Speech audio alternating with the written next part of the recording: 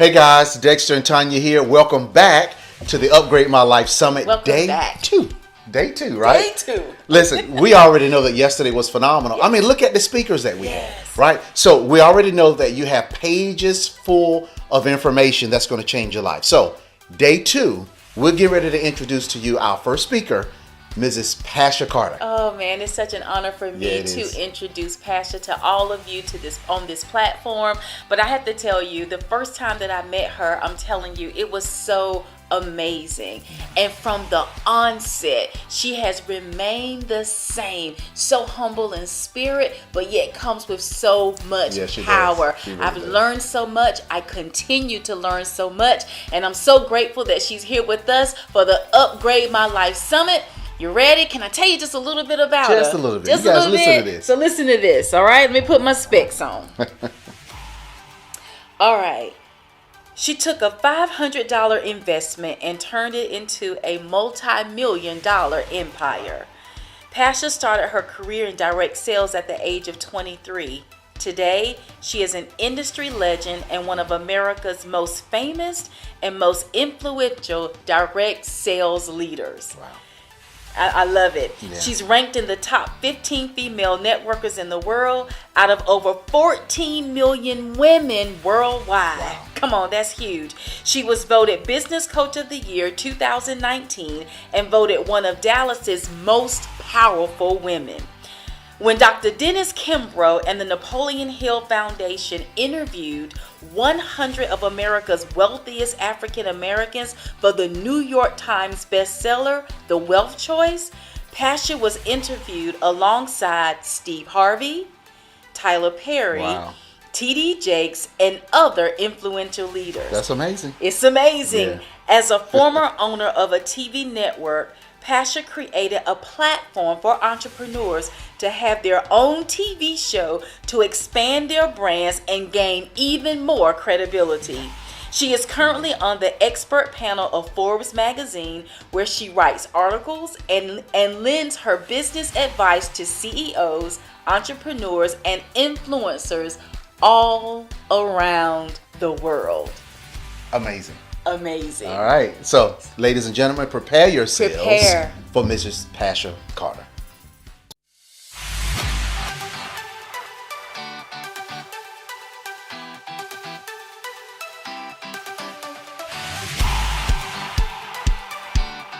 Hello, everyone. Listen, I am so excited to be a part of this.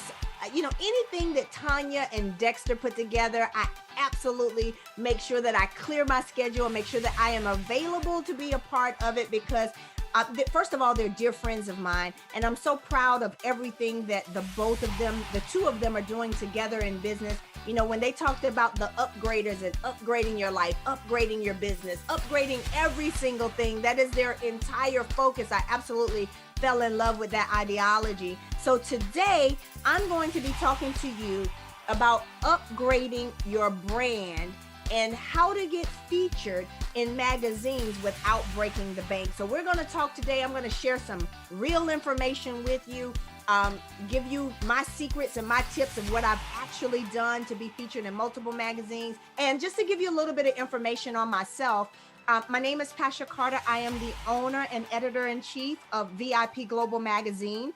We're a magazine that caters to entrepreneurs, celebrities, as well as influencers and children. So we are a one-stop shop for all the resources for you to be able to market, promote your business. I'm also a writer for Forbes magazine. I've been writing for Forbes for the past 4 years now, which has been an absolute honor and pleasure. And I've had a chance to, network and meet some of the greatest entrepreneurs and leaders in this country. And I'm also more known for those of you who are watching as a young lady who took a $500 investment many years ago when I was 23 years old and turned it into a pretty successful business. Been blessed to earn over $10 million as an entrepreneur. But most importantly, I've taught many other people how to build 6- and 7-figure businesses directly from home. So now, here's what I want to share with you. I want to give you some real tips. See, I'm here to give you real information today. I want to share with you how you can get featured in magazines and how you can get on television and all of these things. I also used to own a TV network too. And I want to show you how you can do that without breaking the bank. See, a lot of times when you start out as an entrepreneur, so whether you're an aspiring entrepreneur or you already are a seasoned entrepreneur, one of the toughest things for most people to do is to crack the code of how to get your name out there, how to get your product out there, how to get people talking about you. And that's one of the most important things that you can do in business. See, a lot of times I found that people will go out and they have to do what I call hunting, where they're chasing people down to buy their product, or they're chasing people down to join their program. What I'm here today to teach you is how you can just do a few things, few important things. They're very important, but a few things that people don't really teach. And I'm going to open up the vault today and give you all the good stuff and all the secrets to be able to now do some things where you can sit back and be more like a fisherman, put the bait out there, and allow people then to come to you. So if you're ready to get your phone ringing, your DMs blowing up, people emailing you and reaching out to you, commenting on your post and all of those good things for your products, your services, you're in the right place. So just give me a little bit of time and I'm going to share those secrets with you. So now let's talk about how to get featured in magazines without breaking the bank. I want to share my story with you first. When I first started looking at getting featured in magazines, I didn't know what to do. So I did what most people do. I started Googling PR agencies and this, that, and the other. And I found that many of them were honestly, some were great, but a lot of them were just a lot of talk. You know, they talked about what they were going to do and how they were going to get you featured. And then I started researching and, you know, reaching out to some people that had been with these agencies or these individuals. And I found out that a lot of them weren't getting what they wanted. So I took put the ball in my own hand and said, let me just try to figure this out and see what's going on. So I'm going to give you tips on how I've been able and been blessed to have been featured on ABC, NBC, Wall Street Journal, Forbes, you name it, Sheen Magazine, Rolling Out Magazine. And from there, I've gone on to start my own magazine where now I'm the person that's able to feature and highlight individuals. So I'm going to give you everything that I did. So you want to take some notes and you want to make sure you don't miss these bullet points that I'm giving you. Number one is you want to build your credibility. Now, that's very important. And that's one of the things. How do you build your credibility? Whether you're a new entrepreneur or you already are out there, how do you really build that credibility? You've got to get other people talking about you. One of the biggest things that most people don't do, and they miss the boat on this, is so simple.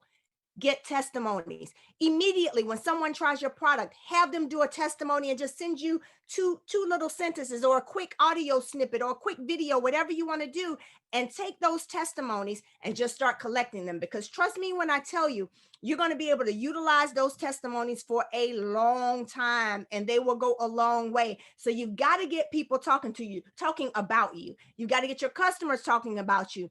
And then you've got to get the media talking about you. You got to get your other colleagues that are out there that are in your space talking about you. So how do you do that? The first thing that all of us need to work on is you've got to work on getting what I call your as seen on. If you've ever gone to the internet and you see someone's picture and all of a sudden you see as seen on and you see all of these little logos, you may see Forbes, you may see Wall Street Journal or Yahoo Finance or all the different ones that have that third-party documentation. You want to make sure that when you post your photos on social media or your signature in your bio, you want to make sure that you have those and that it's authentic. That's important. So you've got to make sure it's authentic and you've actually been on those places, because I have seen some people who have done it the other way and it did not turn out well for them. But here's the great news for you. That's not difficult to do. I'm going to show you how to do that. And you don't have to worry. Before this training is over, you'll know exactly how to get featured and as seen on and in these different magazines and publications. So one of the other ways to build your credibility is you want to make sure that you start out by you can get featured on blogs. You can reach out to people who have blogs. And then what starts to happen is, like, for instance, you can reach out to me. I have a blog on with our magazine. Sometimes if people aren't writers or contributors for our magazine, we'll feature them in our blogs, but there are many other blogs. So find your space. So let's just say you're in health and wellness, or you have a makeup line. Start looking and Googling all of those blogs that are specific to your niche. So if it's makeup, you find all the bloggers in makeup. If it's a flower business, or if you have your own course, you want to make sure that you're reaching out to people that are in your space, your avatars, those people who are looking for you. They're looking for you. They just need to find you. You start reaching out to all of those individuals, because here's the thing that most people don't know. People who are bloggers, they get tired of writing everything all the time. So they're always looking to feature great stories. So if you can come up with that great story for someone to be able to post on their blog and highlight you, then it makes it easier for them, but it also gives you that credibility. So you want to make sure that you start reaching out to those individuals first that have those blogs in your niche. And if you're an entrepreneur, you could definitely reach out to myself, and I will definitely help you get featured on my blog and many other blogs. Now, the other thing that you want to do, number 2, is you want to find and write down all of the magazines that are your goals, hashtag goals. So now how do you do that? You start Googling and you say, okay, what magazines do I want to get featured in? Whether it's Black Enterprise. I was just featured in Black Enterprise recently. That was one of the magazines that I always wanted to be featured in. I've been featured in many magazines, but here's the thing. I didn't start out that way. I started out with the smaller magazines, some of the smaller magazines. So here's the way you work your way up to the big magazines. Start out with the small magazines and start reaching out to the editors. Start reaching out to those individuals. And if they have of course, on their website and their social media, start leaving messages and saying, hey, listen, my name is so and so, I am the owner of this company, and this is what makes us unique, this is what we do. I would love to get information on being featured in your magazine or doing an ad or something like that. And you'd be surprised how people will start reaching back out to you. Guys, some people tell you to go out and pitch people all the time. And I will tell you, I've never really taken that approach. It's antiquated, it's old, and a lot of times it's overlooked. I've learned to build relationships one by one and open up doors based on a few doors that are open. So let me give you an example. When I first started getting featured in magazines, I would call an editor and get in touch and build a relationship. And even if that's the next thing, even if in the beginning you have to pay to play. So what I mean by that, there's some smaller magazines where it may cost you, and most magazines, it's going to cost you a lot of times to get featured, whether it's ad space, editorial, or what's called an advertorial. An advertorial is like a story on you, and these are the best ones.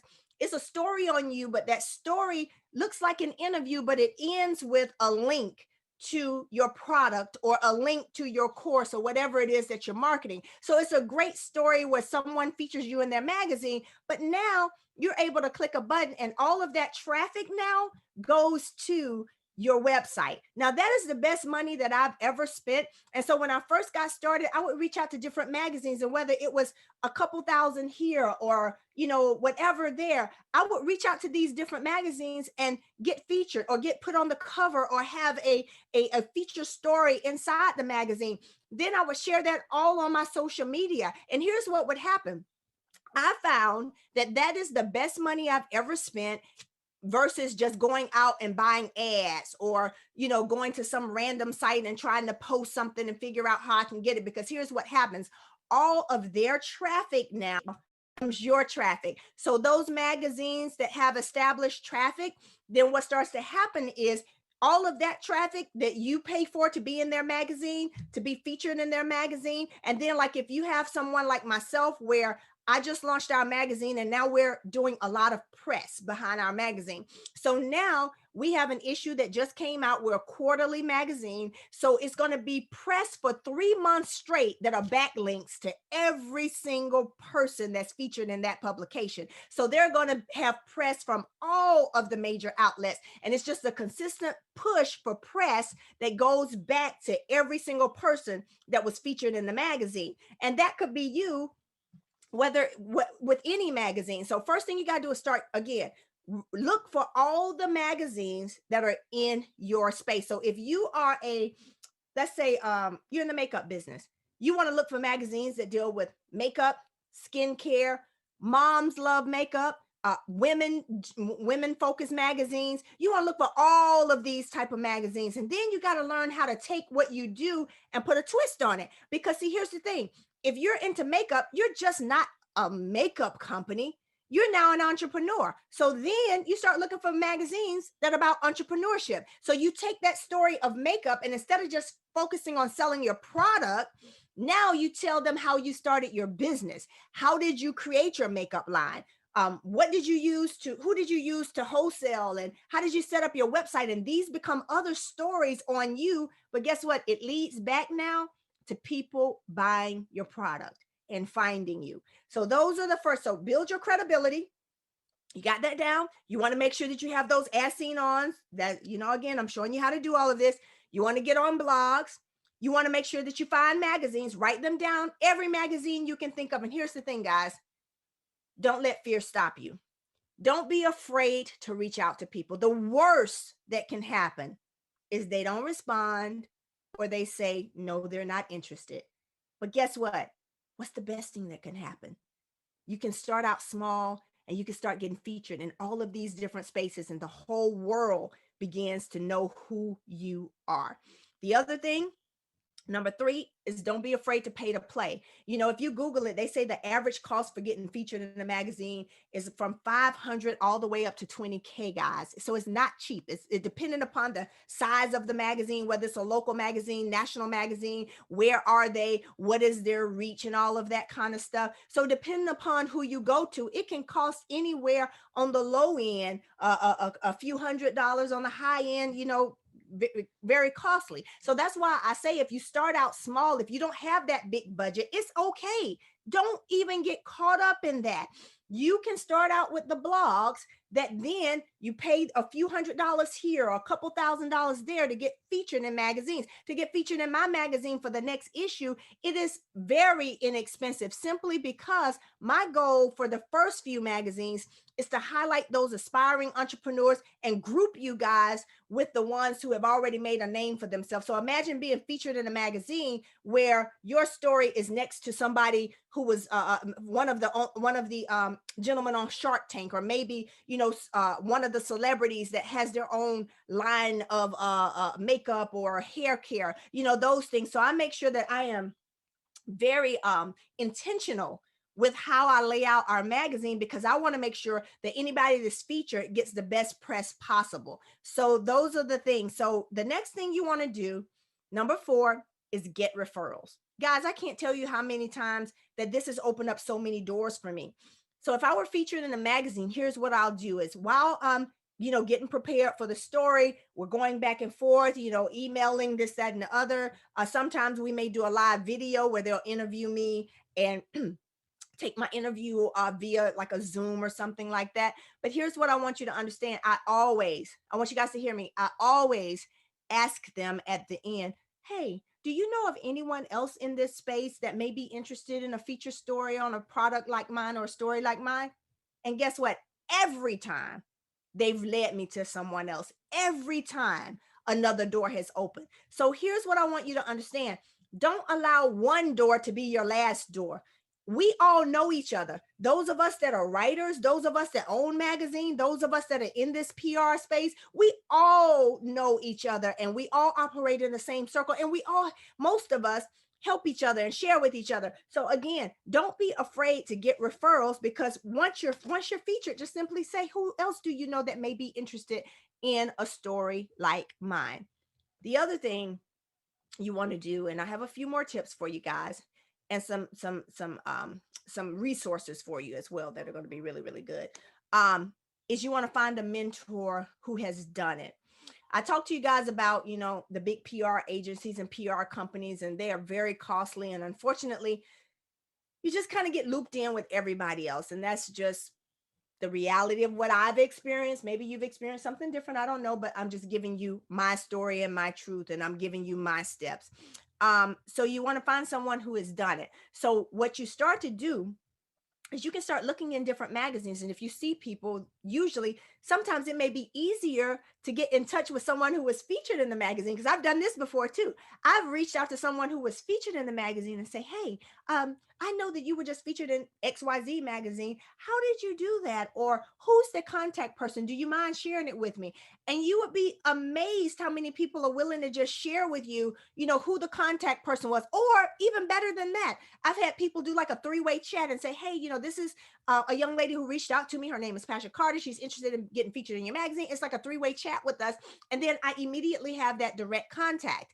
But it's because I opened my mouth. I talked, I asked. And when you ask and you ask and you ask, what starts to happen is people start saying, yes, yes, yes. You're going to get some no's, and that's okay. But more than likely, you will get a lot of yeses. Now, I want to give you some important tips that are very important to making sure that if you're selected to be in a magazine, you want people calling you back. Most magazines that I've been featured in, they'll call me back on other issues if they do a special issue or if they do another issue. And let me tell you why. There's secrets to that too. The worst thing you can do is reach out to a magazine and then they say yes, and they ask you for certain things and you're not ready. Let me tell you why. Magazines have deadlines. Magazines want to get it right.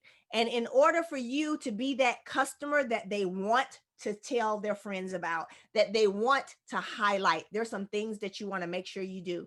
Number one, you got to have great photos ready, guys. You got to have great photos that are high resolution. And if you don't know what high resolution means, Google that, talk to a photographer. It's easy. That just means highest quality, because the most important part of a magazine are the pictures. So when you have great pictures, they want to put you on the best pages. They want to see you on the back cover, front cover, or as one of those feature stories. Now, not just a great headshot, but you want to have some good lifestyle photos too. Maybe some photos of you at your desk or outside with your family or in the middle of doing your work or whatever, kind of like, influencers have on Instagram. So you want to make sure that you are photo ready, and you take those photos, and here's what you do. You create a Dropbox folder that's ready to go. And inside that Dropbox folder, you want to have your photos ready. You want to have your bio ready. You want to have a press release ready. Now, listen, if I'm going too fast and above you, I'm going to help you, and I'm going to show you exactly how to get all of this done for literally hardly anything. Okay. Are you guys ready for this? Dropbox costs maybe $10 a month or something like that. And all that is a software or an app where you can upload high resolution photos off of and you'll just send a link to someone and you'll be able to send that link and everything is in there. Now, let's talk about your press release. Don't stress out on a press release. And please, if this is not your lane, do not try to write it yourself. There are too many other people out there who do that you can pay them to do that versus you doing it. I'm a writer, so I've been writing my press releases, but let me tell you, and I write press releases for other people. So if you need that service, let me know. But you can also go to upwork.com. That's UPWORK.com and put in that you're looking for someone to write a press release. You can get a press release written for you that is a stellar press release. So whether you get it through me or through Upwork or anybody else, just get it done and make sure that it sounds good and it hits all the right and the most important points. Okay. So you want to make sure you have that press release ready. The other thing is when you're featured in a magazine and you're especially in the smaller magazines, the most important thing you can do is share those links. The magazine will highlight you and feature you, but let me tell you how to get them always coming back. If when you're featured in their magazine and they start to see that you are sharing it, because they put so much work into their magazines that if they highlight you and they feel that you're only wanting to use their following, but you're not posting, you're not sharing, you want to make sure that on all your accounts, your Twitter, your Pinterest, your Instagram, excuse me, your Twitter, your Pinterest, your Instagram, your Facebook, and your email list, whatever, you want to make sure that you share and tag them. I always would share the magazine and tag them in it so that they could see. And then in the comment section, guess what would happen? They would reply and say, oh my goodness, Pasha, it was such an honor to feature you, da, da, da, da, da. So you want to make sure that you're consistently sharing once you're blessed to be featured in some of these magazines. The other thing you want to make sure that you're doing is you want to make sure that you're building relationships, guys. I can't express this enough. one of the most important things you can ever do is be genuine, be professional, and have a reciprocal type attitude and posture. That means that you're not always looking to take, but you're giving. So I always ask the owners of magazines that I have been featured in, how can I help you? Is there anything that I can do for you? Because I want them to know we're a team, we're in this together. This is a give and take thing. And let me tell you something, because sometimes they run across people who, you know, may not be as kind and as giving, they will always remember you. They will always remember you when you're prepared, you're loving, you're kind. It's not all about you. And what starts to happen is they want you more and more and more and more. I can think of magazines where I've been featured 4 and 5 times in the same magazine, but every time it's getting me more and more and more press, more and more and more. My product was just flying off the shelf consistently, people buying from me. You know, I would open up my email and see, oh my God, who are all these people? Where did this come from? And I would find out that some magazine that I was in did a repost of an article that they run a year ago. And all of a sudden it was getting all of this new traffic. So you guys, stop trying to do everything by yourself. Stop thinking that your social media is the only thing that blows you up. I used to think that, you know, my whole focus in the beginning was how many likes I was getting, how big can I build my followers? Then I started to realize that it's not about likes, it's about swipes. It's about how many people are buying your product, how many people are reaching out to you. And when I learned that magical ingredient, my business was on autopilot. It was on autopilot. So now what happens is you'll do one of these magazine articles, and what starts to happen is all of a sudden you start getting all of this new traffic to buy your product, buy your courses, or reach out to you to be on speakers on different platforms and things like that. And it opens up so many doors, guys. So listen, let's see if there's anything else that I forgot. There's another place that you can go to. It's called helpoutareporter.com. If you want to get featured in different things, that's another great source. You want to find out if you, and here's another thing, try to become a guest contributor. You know, if you want to, you know, like magazines, like even myself, I had people who would reach out to me and say, hey, can I write an article in the magazine? I'll vet them and see, oh, wow, this person is into fitness. They have, you know, they write great articles. I would love for them to be a guest contributor in the magazine. So now what starts to happen is, you know, you're known to start out building your brand as a contributor for X magazine or contributor for Y magazine. And here's the thing, don't feel like you have to have experience as a writer, guys. You do not have to have, you know, I didn't graduate with some kind of journalism degree, none of that. I just one day said, you know what, I got a message, let me share it. And sometimes you don't even have to write it yourself. If you want to have someone help you write it, you can do that. But here's the reason why I'm sharing this. There are no excuses anymore, you guys. There's so many ways for you to be highlighted, and stop wasting your time chasing people down.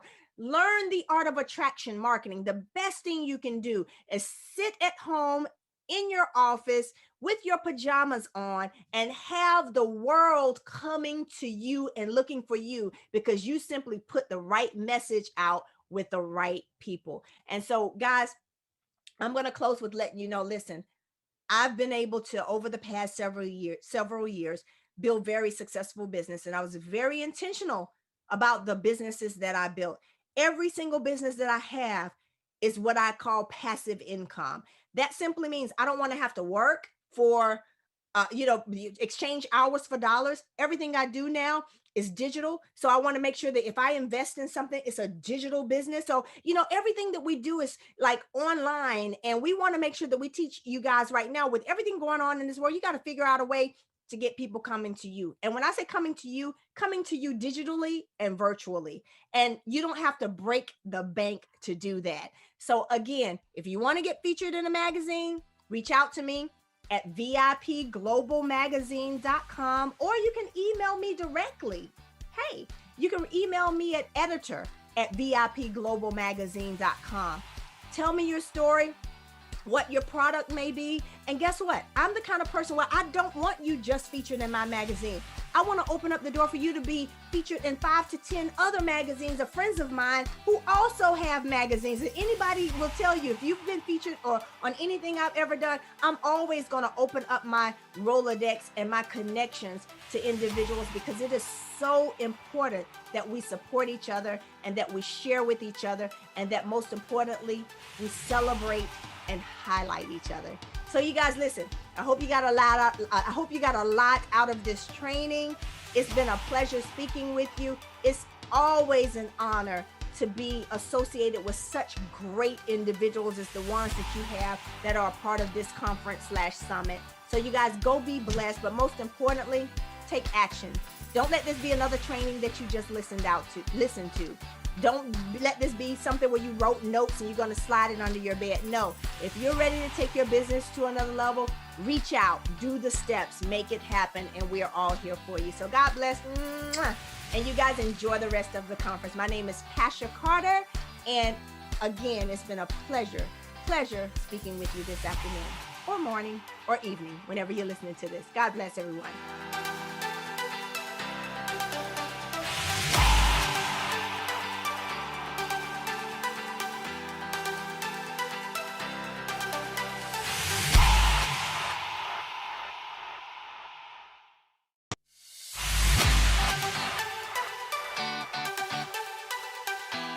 Okay, guys, have you ever heard of challenge-based coaching? Most people haven't, but it's the most effective way for high achievers to excel to the next level. Yes. Now, this is what we do. We challenge high achievers and those who desire to be. And we do this by basically pushing and pulling you, helping you to elevate to the highest and best versions of yourselves. Absolutely. And most of us have been underachieving with mediocre results, but not here. This is your place to be challenged. Now, let me ask you something. If you know that you are more than you've been giving yourself credit for, we need for you to get registered today. Absolutely. Most courses, they want us to learn something, but challenges, we want you to do something. We'll see you on the inside.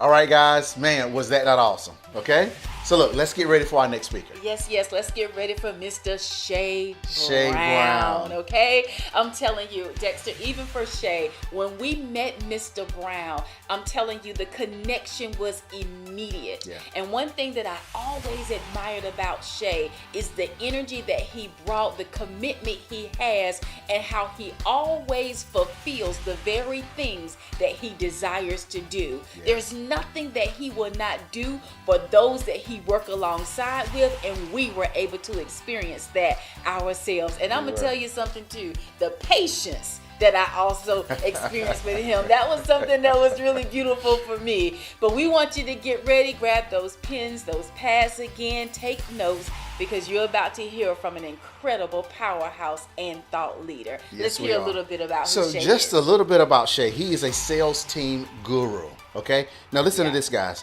Shay Brown is a globally renowned giant in the sales world. He has cracked the code, the once elusive code of entrepreneurial success, with a game-changing model that unlocks unlimited financial potential, power, and wealth. Okay, you hear that?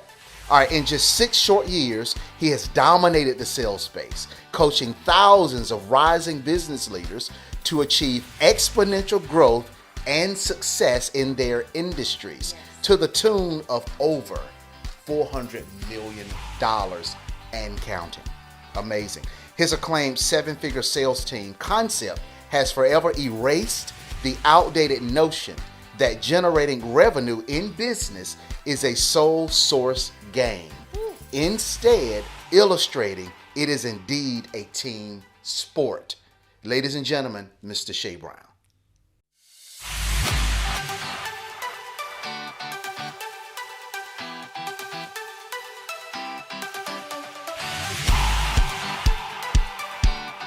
It's a great day. My name is Shay Brown, the happy entrepreneur, and our company is Sales Team Guru. And I want to welcome you to this conversation we're going to have, which is how to build a 7 seven-figure sales team. And we have one mission. Yes, one mission. And that mission is to make sure that we're able to give you all of the revenue. The revenue. If you're out there right now and you're an entrepreneur, say revenue. No, seriously, say revenue right now. Our number one mission right now is to make sure you get all of the revenue that's necessary to execute 3 visions that you have. This is what how to build a 7-figure sales team is all about. It's not about the money. It really isn't. But it's about making sure that you have the revenue that's necessary to execute 3 visions. First, the vision for yourself. I know there's a certain way that you want to live. I know there's a certain home that you want to be in. I know right now there's certain clothes that you want to wear. There's even a certain food. I know it's organic. And it's going to take some resources, which means you need some revenue. And that's what the 7-figure sales team is going to help you do. Yes, I know. For others of you, you have a vision for your loved ones. You want to send your kids to a school of your choice.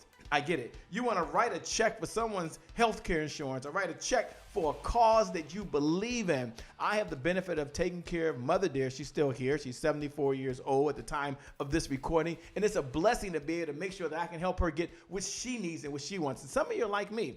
It takes resources. That means it takes revenue. And let me tell you the third. I'm going to get into some good stuff. Don't worry. But I believe there's a third vision you have. You have a vision for the people you were called to serve right now. And the only way you can execute that vision is to have the resources. And I always start with the story of Noah in the Bible. And you don't have to be a believer. You don't. Don't worry. I'm going to get into how to build a 7-figure sales team. But if you're out there right now, I want you to know it's much bigger than that. So imagine you're Noah, whether you're a believer or not. I'm not going to impose my faith on you. And you tell yourself, you know what? I'm ready to get going. And before you get going, there's a knock at the door. And someone says, hey, Noah, I'm sorry to report over here, but there's no hammers in the house. You say, no worries, no big deal. I got all the experience. I got all the expertise. God's given me everything I need. And then there's another knock at the door. You're like, what's going on? No, I might report there are no nails either. No hammer, no nails. I'm okay. Rule number 1, don't panic. Gosh, there's that third knock at the door. The third knock at the door, you know what that means. That means that ain't good news. Hey, Noah, I might as well let you know there are no people. And by the way, there are no wood. Good luck on this mission. And that's you. You're tired of that. You're like, oh my gosh, Shay, if I just had the resources, I could execute the vision I have for the people I was called to serve. Well, your prayers have been answered, not because of me. It's not about Shay Brown. I promise you. It's not about Shay Brown at all, but it's all about you and how to build a 7-figure sales team. So for some of you who are tuning in for the very first time and you just meet me, don't worry, by the way. My name, by the way, is Shay Brown, the Happy Entrepreneur. I'm super excited, but it's not about me. Although I'm here, it's not about me. It's all about you. And I do want to lay something on you that selling will solve any business problem. Go ahead and jot that down in your notes right now. Selling will help you solve any business problem. So we're going to talk about how to build a 7-figure sales team, because right now you're like, Shay, I need a new website. It takes revenue. Shay, I need to hire a personal assistant. It takes revenue. Shay, I need to make sure I can hire a tech team. It takes revenue. Shay, I need someone to do all of my marketing. I need a coach. I need a firm. It takes revenue. Selling will solve any business problem. You need a new computer right now? Or you need you need a new webcam or a new camera? Selling will solve any business problem. Go ahead and jot that down in your notes right now. Selling will solve any business problem. And here's what I want you to know as we get started. All roads in business, everything you're doing right now, everything you're doing leads to professional sales conversation. So we talk about how to build a 7-figure sales team. Yeah, it's going to help you generate revenue. I get that. And yeah, it's going to help you get the resources you need. I get that. And yeah, your family's going to live the way you always wanted them to live. But all of your marketing leads to a professional sales presentation. All your Facebook ads lead to a professional sales conversation. All of your webinars and masterclasses lead to a professional sales presentation. All of your technology leads to a professional sales presentation. Everyone jot this down in your notes. All roads in business lead to one place and one place only. And where does that one place lead? They all lead to professional sales conversation. So this conversation that we're having right now, this conversation is for you right now. If you're out there, you're like, you know what, Shay? I want to make sure I'm at the right place. If you hate sales, this conversation's for you. Although you got to do all the sales right now, you hate it. You pay attention. If you don't sell right now because you're a full-time entrepreneur, you don't eat. This conversation is for you. If you're just tired of talking to unqualified leads, like Shay, if I got to talk to one more person that don't have the money, that don't have the time, that not sure if they don't want to do it, I'm so frustrated. I could be doing something else with my time, then this conversation is for you. Or maybe, as you're listening right now, you just have a vision for the people you were called to serve. If that's you right now, then I'm going to introduce you to the 4S formula, and then we're going to get started. Don't worry, I'm going to share everything that you need. I'm going to help you out, but jot this in your notes. Write this down right now. Take a picture of this. If you don't do anything else, put this in your notes. This is my philosophy. It's what drives our company, and that is systems beat goals every single time. Put that in your notes. I don't want you to miss that. Systems beat goals every single time. Shay, why is that? Because systems are duplicatable. Systems are repeatable. Systems are something you can hand off to someone else to do the work. And you think about it. If you're lacking revenue right now, it's because of your lead generation systems. There's not enough qualified folks coming in. Someone say hello. Someone say, Shay, I hear you. If right now there's not enough revenue, it's because you have a system to have the right team in place to get it done. Someone say, Shay, that's me. Or maybe right now as you're listening, you've gone to all the seminars. You watched all of the webinars. You've been to all the masterclass. In fact, you're tuning in, but yet there's no system to bring in predictable, reliable, consistent revenue because you got to do all the work and you're tired of that. If that's you, that's you. I want you to jot down your notes right now with every fiber in my body. I want you to hear me. I want you to hear me. Listen very carefully that systems beat goals every single time. So let me give you the 4S formula. Then we're going to get going. The 4S formula. Take a picture of this right now. S plus S plus S equals S. I want you to get this. I want you to get this. Let me give you a system. So it's systems plus strategy plus sales equals a successful CEO. Shay, break that thing down for me real quick if you can. I only got so much time, but I'm going to help you build a 7-figure sales team. But first, I want to make sure you have revenue. What is a system? It's a set of detailed methods or procedures of what you're doing on a continuous basis in order to generate revenue. Sales team is a system. Now, if you didn't come to this call, you didn't show up at this webinar, you didn't show up at this masterclass, you didn't show up at this summit, if you didn't show up with just that one idea that I need a sales team, then I want you to know that a sales team is a system to generate the revenue you need. What is a strategy? We'll talk about that later. That's the evergreen revenue model. The evergreen revenue model is how do you do something one time and your labor's no longer involved. And that's what a sales team allows you to do. Yeah, there's an evergreen prospecting sequence. I get it. There's an evergreen engagement sequence. You got to engage your clients. I get it. There's an evergreen sales system. I get that. But at the end of the day, that's the model that drives everything. That's the strategy that you put into the system. We'll get into that. I don't have time right now. Then what is sales? Jay, you're talking about I need a sales team. Can you break down your definition of sales so we all have the same philosophy? Sales is a source that provides the revenue to purchase the resources that are necessary to execute the vision for yourself. Did I start off that way? The vision for your loved ones. Did I start off that way? And the vision for the people you were called to serve. So Shay, if you're talking about that and you're going to get into how to build a 7-figure sales team, I'm feeling you. I'm smelling what you're cooking in the kitchen over here. I'm with you all the way. But Shay, what is a successful CEO? Can you break that thing down for me? Sure. A successful CEO, this is you, has more cash flow, has more profits, and has more freedom to spend time with the loved ones to do the things they really want to do. So right now, if you don't have any freedom because you're working all these hours, then I want you to pay attention. If you're someone that don't have the revenue, because if you don't be there, you can't stop to go to your daughter's recital. You can't go to your son's football game. You can't even right now go to the doctor without having your phone like this. Then you need a system. You need a sales team. You need someone to help generate revenue. See, a successful CEO has more cash flow. That's money coming in, more profits than money going out, and they got the freedom.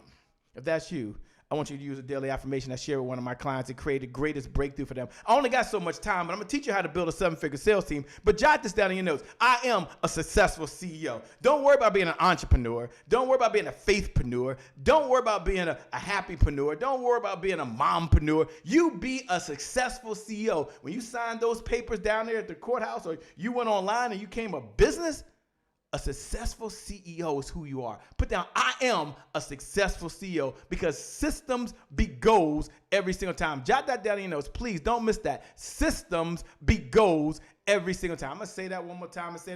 And please, if you're out there right now, I want you to jot this down in your notes. I don't want you to miss this. I want you to put this in your notes right now. Systems beat goals every single time. I am a successful CEO. Say it loud. I am a successful CEO. Say it one more time for me. I am a successful CEO. Here's what I'm going to do for all of you out there. I'm going to give you a free gift. It's my gift to you. And I'm going to get into how to build a seven-figure sales team right now. But I'm sensing some of you just want the playbook on how to put together the right system so you can not have to take any notes. Because I'm about to go rapid fire, okay? You don't want to worry about taking notes. Text the word team right now. Text the word, get your mobile number. I'm only doing this. Get your mobile number out right now. Text the word team. I'm going to give you the playbook. I'm going to give you the masterclass series I did, because I only got so much time on how to build a seven-figure sales team. I'm going to give you the how to build a seven-figure sales team challenge. So I'm going to work with you for 5 days and help you build your team. And then for some of you, I'm going to do a one-on-one customized session with me or one of my certified representatives. So here's what you're doing. Let me give you the instructions, and then we got to go rapid fire. Number 1.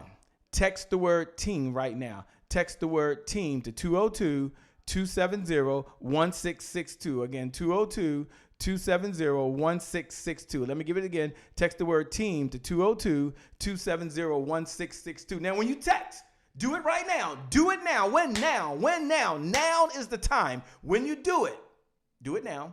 Include your first name so I know who you are. Include your last name so I know who you are. Include your best contact number. Now, you only texting team because you're ready to have a sales team. And put your best contact number and email. For some of you, we're going to just text it right to you. You can click a link. Some of you love to do it right on your phone. Others of you, you still want an email coming to you. I get it. So we'll send an email as well, because you might not be able to save it to your phone. Been there, done that. But here's my promise to you. It'll create a breakthrough. Now, I'm going to give you the 5 components of a seven-figure sales team right now. And I'm going to go rapid fire. I only got so much time. But if you're out there right now, you haven't done it, text the word team to 202-270-1662. Again, 202-270-1662. I know for some of you listening, now is your time. Now is your time.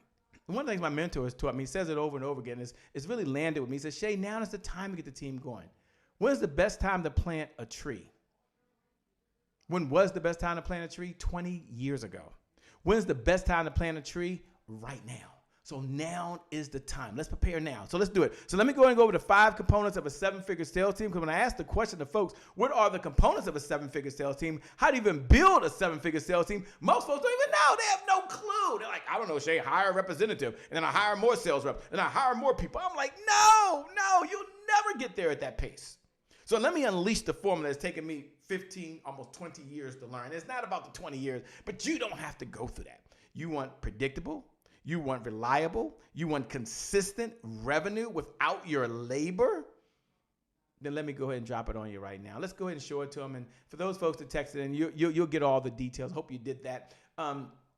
The components of a seven-figure sales team. There are 5 components of a seven-figure sales team. Component number 1 is a sales rep. The first thing I want you to do is make a commitment that you're going to hire a sales rep. Now, here's what a sales rep does. A sales rep works on 100% commission.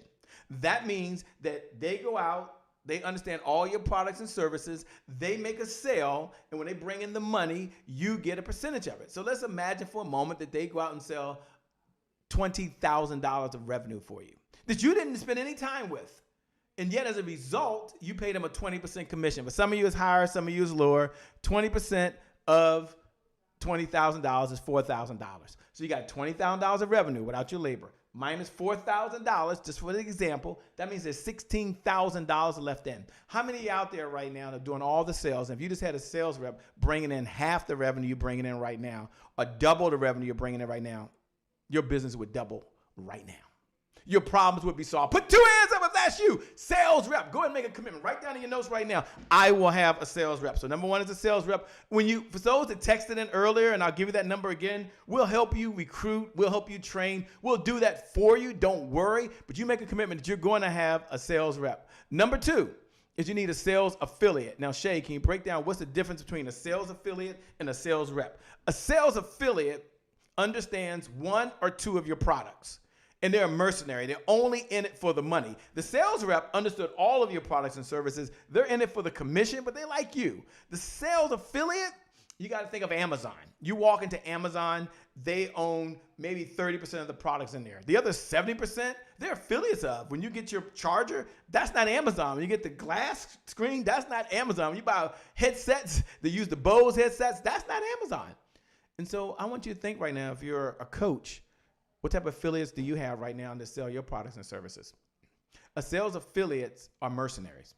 They're in it for the money. They're in spaces you're not in. They're in places you're not at. They bring traffic to your website you can't generate. They bring people to your masterclasses and your webinars when you're not there. They fill your virtual summits, and some of you, your live summits. That's what a sales affiliate is. So it makes sense.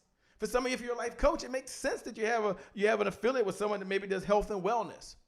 Here's the question. How much revenue did you generate over the last 90 days from just a sales rep? For many, zero or not enough. How much revenue did you generate just from your sales affiliates team? For many, not enough. And if that's you and you're saying, Shay, it's not enough, I understand. Let me go over the last two if I can. The next one is a sales ambassador. Now, we're going to teach you how to do a sales affiliate. I'm going to give you all of the software you need so it's none of your labor, okay? Some of you texted it earlier. I'm going to give you that number in a minute. You'll get that. The sales ambassador, they understand that they're not in it for the money. They're only in it for rewards and recognition. Rewards and recognition. They're already in your circle. And they believe in your mission. They believe in the company's goals. They believe in the company's objectives. They're not in it for the money. You cannot motivate them with money. You can motivate them with a free iPad. You can motivate them with an Apple Watch. You can give them gifts and recognize them for just believing in the mission, goals, and objectives. How much revenue did you generate over the last 90 days just in that one area? For many of you, not enough. Just not enough. So I want you to have sales ambassadors. We're going to teach you how to do that. Digital sales solution. You know, this is hot right now and it's popular. A number of folks are talking about it. Yeah, you got to have a digital sales solution. You need a sales funnel. You got to bring them to a sales page. They got to buy. Folks aren't buying on their sales pages. And the number one reason they aren't buying on their sales pages is because the purpose of a sales page is just to get the information. So you need to take the pricing off sometime a sales page, and you need to take them to the checkout page. So they opt in, they give you all their information, then they go to a checkout page where they can see the value. Now that's important because price only matters in the absence of value. So if you can get the value to be there, and then you take them to checkout, now you have all their information. If they don't buy, you can follow up. I was working with a client recently, and they said, Shay, I don't even know who went to my page. I had 3,000 people that went to my page. No one bought. We couldn't follow up with anybody. Because none of them opted in. They saw the price, didn't buy right there. For some of you, this is a breakthrough. Look, to build a seven-figure sales team, it's going to take a sales rep. It's going to take a sales affiliate team. It's going to take a sales ambassador team. It's going to take a digital sales solution team. And I know it's going to take your sales cheerleader, which I don't have time to get into that, but the sales cheerleader, their number one focus at the end of the day is making sure that we tell the story of all your successful clients. Here's what I want to share with you. You can build a seven-figure sales team. Do you have to do all five at one time? No. But I want you to make a commitment right now that you're going to take your labor out of it. You will not be the number one salesperson. You will not be the number one marketing person. You will not be the number one project manager. You will not be the number one tech person. You will not be the number one Facebook ad person. You will not be the number one collaborator. You will not be the number one marketer. You will not be the number one recruiter. You're going to take those hats off. You're going to continue to do that. I want you to focus on just being you. Let your sales team do the work. Let the sales team bring in the revenue without your labor. If that's you and that really resonates with you and you're like, Shay, that resonates loud and clear, then I want you to do me a favor. In the time we have left, I want you to text the word team right now. I'm going to help you, give you free access to the playbook. I'm going to give you the masterclass series. And I'm going to give you the challenge. And I'm going to work with some of you one-on-one. You've got to take action. The university rewards people who take action differently than those that don't. Text the word team right now to 202-270-1662. Include your first name. Include your last name. Include your best contact number. I'm requiring that. Now, I'm going to share this with you, and I'm going to help you on this journey. But at the end of the day, success is a team sport. You can only get so far by yourself. I love the quote. As many of you are texting in right now, I love the quote. You can build a ship by yourself, but it takes a team to sail that sucker. And that's what's going on right now. We're all out in the same ocean. Now, the question is, who's on your team? Build your sales team. Text the word 202. Text the word team to 270-1662. Include your first name, include your last name, include your best contact number and your email. I'm going to send you the playbook. I'm going to send you the masterclass series. I'm going to make sure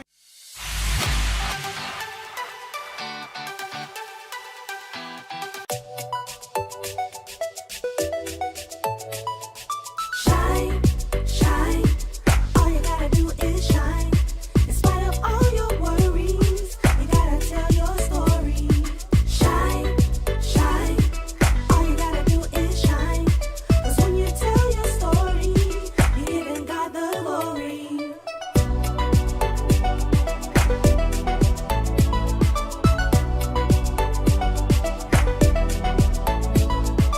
Shine, shine, shine, shine.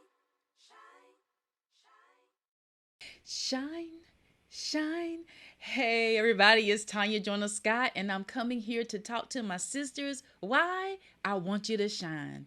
I need all of you to go over to Amazon.com and get your own personal copy of Shine, an anthology of healing.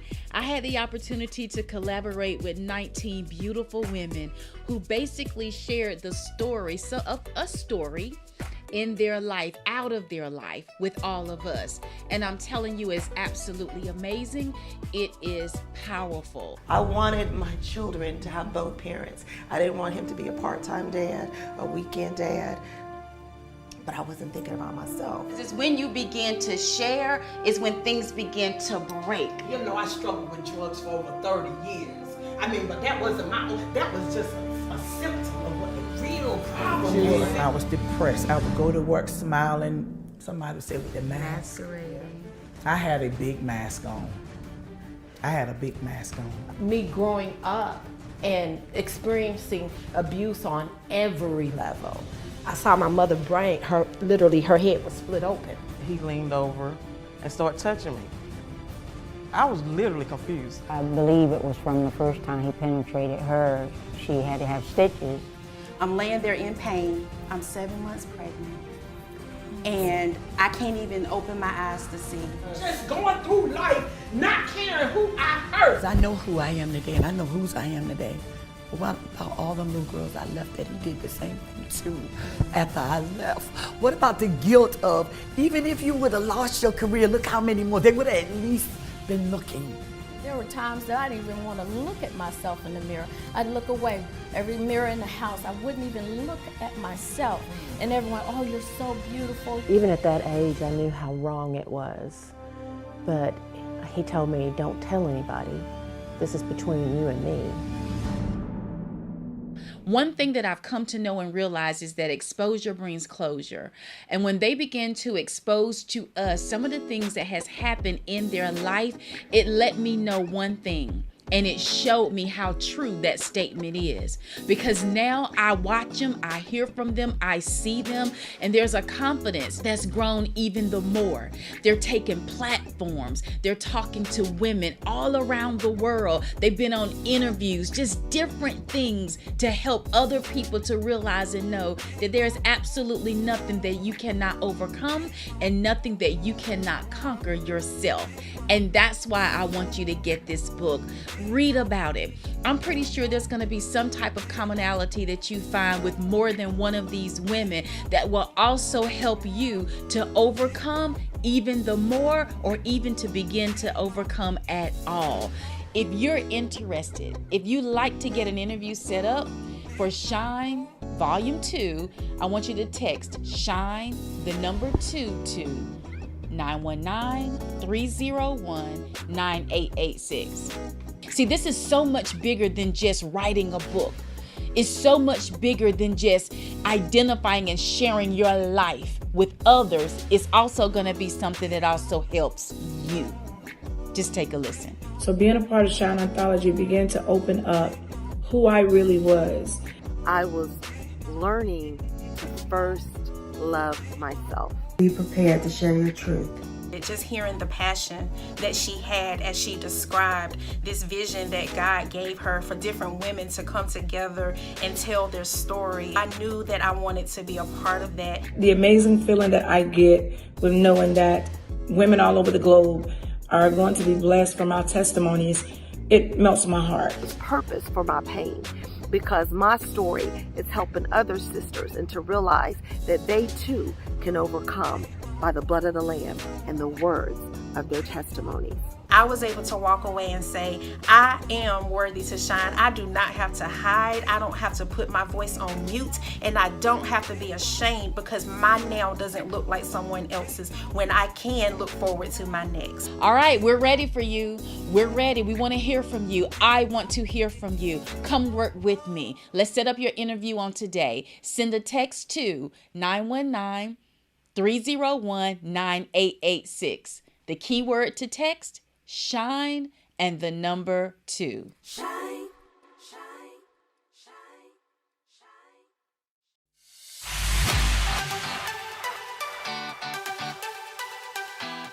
All right, guys, we know that you got a lot from the sales guru. Yes. All right, now Can't let's help but to. you can't help but to. Can't help but to. Now let's transition to our next speaker, Miss Talia Breon. Now, Ooh. Talia is she's really special to our hearts because she's our oldest That's daughter. my baby. She's our oldest baby. Well, listen, Talia is an industry expert in media. We're so impressed with Talia because she's already produced her first movie, as well as she works with a lot of top clients. So Talia is phenomenal, and you're going to learn a great deal of information from her with her wisdom. Oh, yeah. I'm so excited about this one, y'all. Okay, it's one thing. It's one thing to be the mother, you know, of a person, you know. But then it's another to work alongside them, and be as a student, well, and be a student, and be a student of, you know, bouncing things off of each other and so forth. So we're really excited about her being here with us on today, and the things that she's gonna share and talk to us about. We cannot wait to hear. Absolutely. But first, let us tell you a little bit about her background. Talia Breon, CEO of Fashion Prodigy LLC, is an Atlanta-based filmmaker and photographer with 7 years experience in the fields of art and entertainment. Her craft is branded for fashion editorials, beauty and commercial work with features in Sheen Magazine and Crave Magazine. Her filmmaking background is 3 years and counting as a camera operator for artists like Missy Elliott, Fantasia, Faith Evans, and more. Editor for networks like BET Her. Yeah, it's amazing. Yes, it is. Content producer for brand names such as XO Nicole, and a director, writer for several scripted and non-scripted projects, including this year's ABFF Emerging Director selected short film, She Had to Ask. Yes. Y'all ready? You ready? Let's get Prepare for the upgrade. Let's get it. Prepare for the upgrade. Yes, Miss Talia Breon.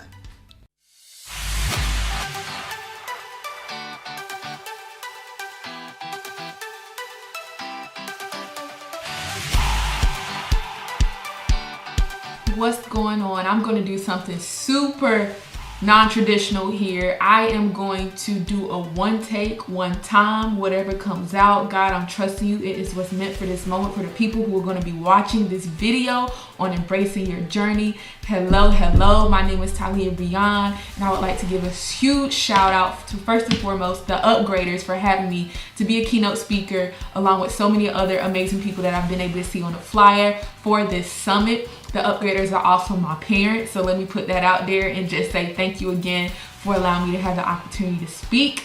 I am going to be talking about embracing your journey. I do not want to hold you too long, but I feel like this title is so endearing, a parallel to my own life. One of the biggest things, if anything, I were to talk to anyone about, it would definitely be about just learning your journey, learning how to embrace your journey, what your journey is, how to master it, how to occupy your space in your journey. So let's dive in. I'm going to be extremely transparent on this, and I'm a little excited because I'm kind of walking into this in the unknown with you. You know, when you're called or you're asked to speak at things, what do people typically do? They prepare something, they write it down. I tried that way. It still had substance to give, but I just felt like God was making it very clear, God, to me, to Ty, just speak from the heart.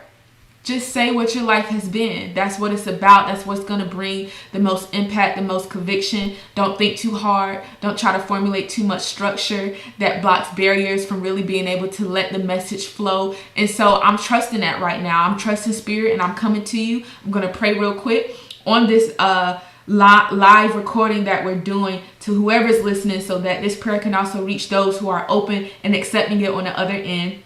And God, I just thank you right now for using me for your people to hear your voice and whatever message it is that you desire for them to get on today's summit event. I thank you, God, for your message. I thank you for your wisdom. I thank you for your guidance and for everything that's going to be unlocked, not only in me, but in those who are keen in accepting and are listening and are attentive to whatever it is that you desire for them to know on today from this exact segment entitled Embracing Your Journey. I trust you. I trust you. We trust you. And I thank you. In Jesus' name I pray. Amen. Let's get into it. Again, my name is Talia Breon. And if you do not know me, let me just start off by introducing a little bit about myself before I go into embracing your journey.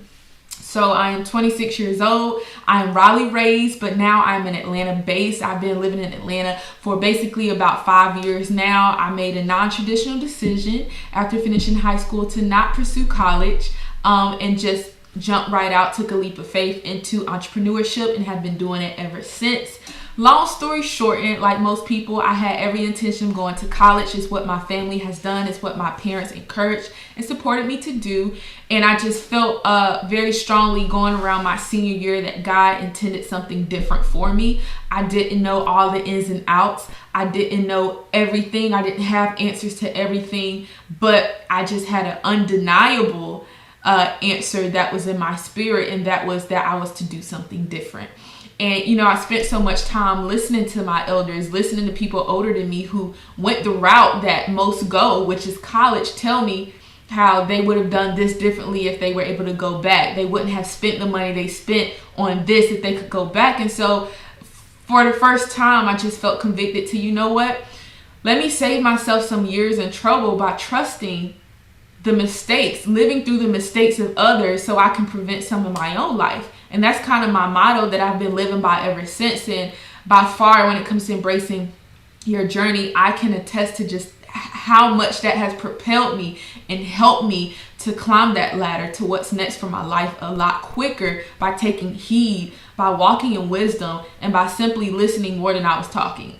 So I would listen to what these people were saying. So by the time it was time to open my mouth and it was time for me to be heard, I had a grounded decision.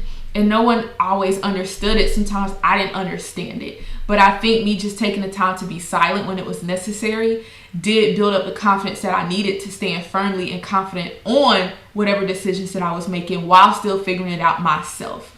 Try the spirit, by the spirit. So I just want to start off with sharing that.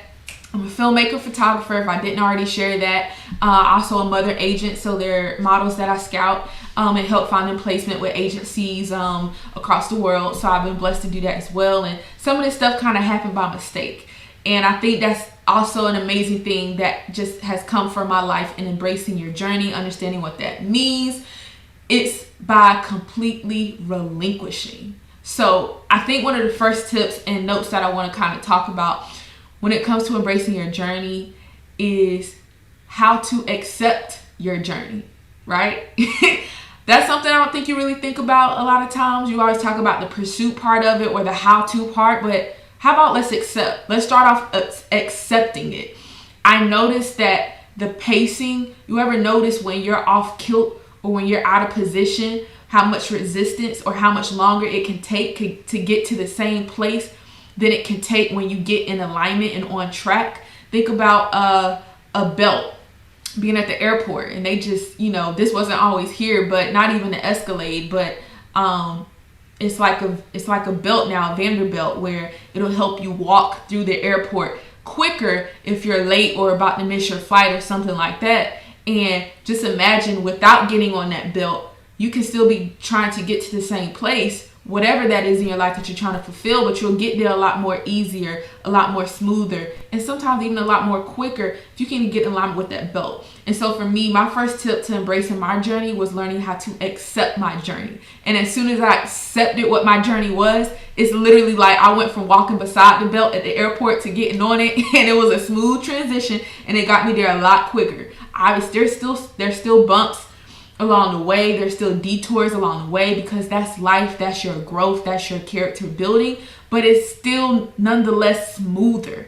So for me, my first part to accepting my journey took place with understanding what was always with me that I didn't always pay attention to and sometimes even neglected. And that was my natural born talents. That was my gifts. That was the passions that God put in me from the beginning of time. Sometimes your passions even change over time. So that's another thing I'm going to get to.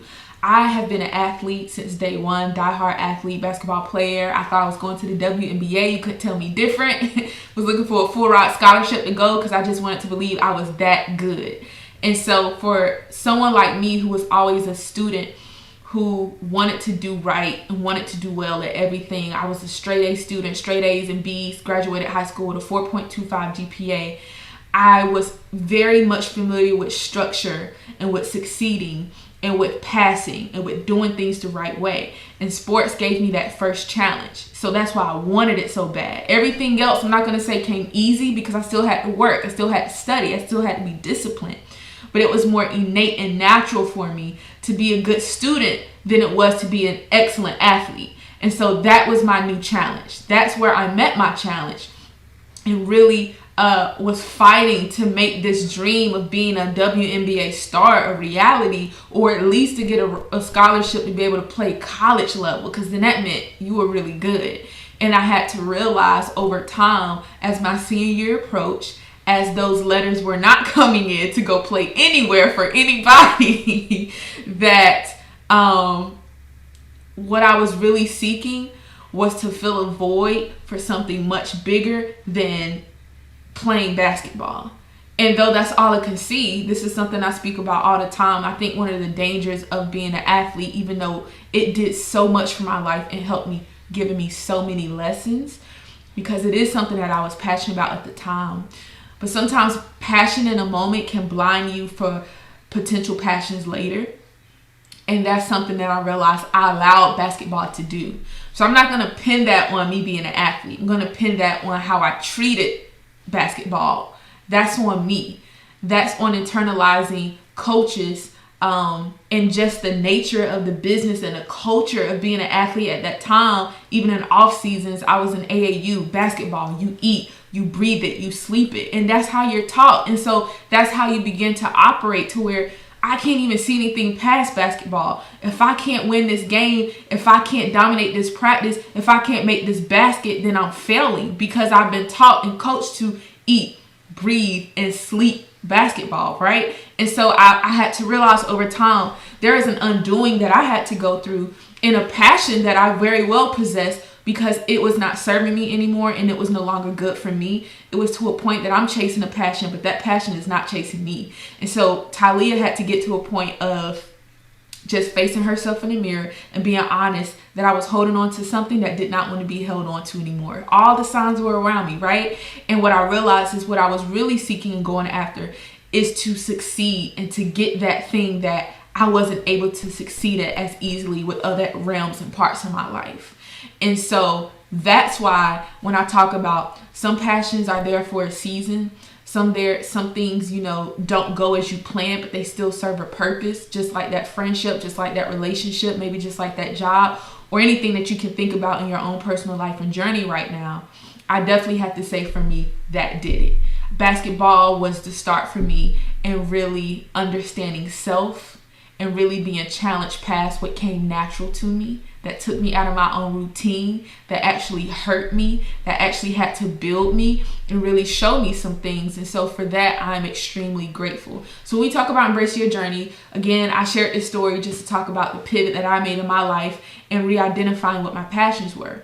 Now, athlete, that was a big thing for me, but what was always there and constant, that was kind of a comfort that I took for granted in the beginning, quite honestly, is the artist in me. I've always been a creative. As a little girl, I used to draw, I used to sketch. I wanted a challenge. I did not like watching cartoons. Actually, I wanted to look at real people.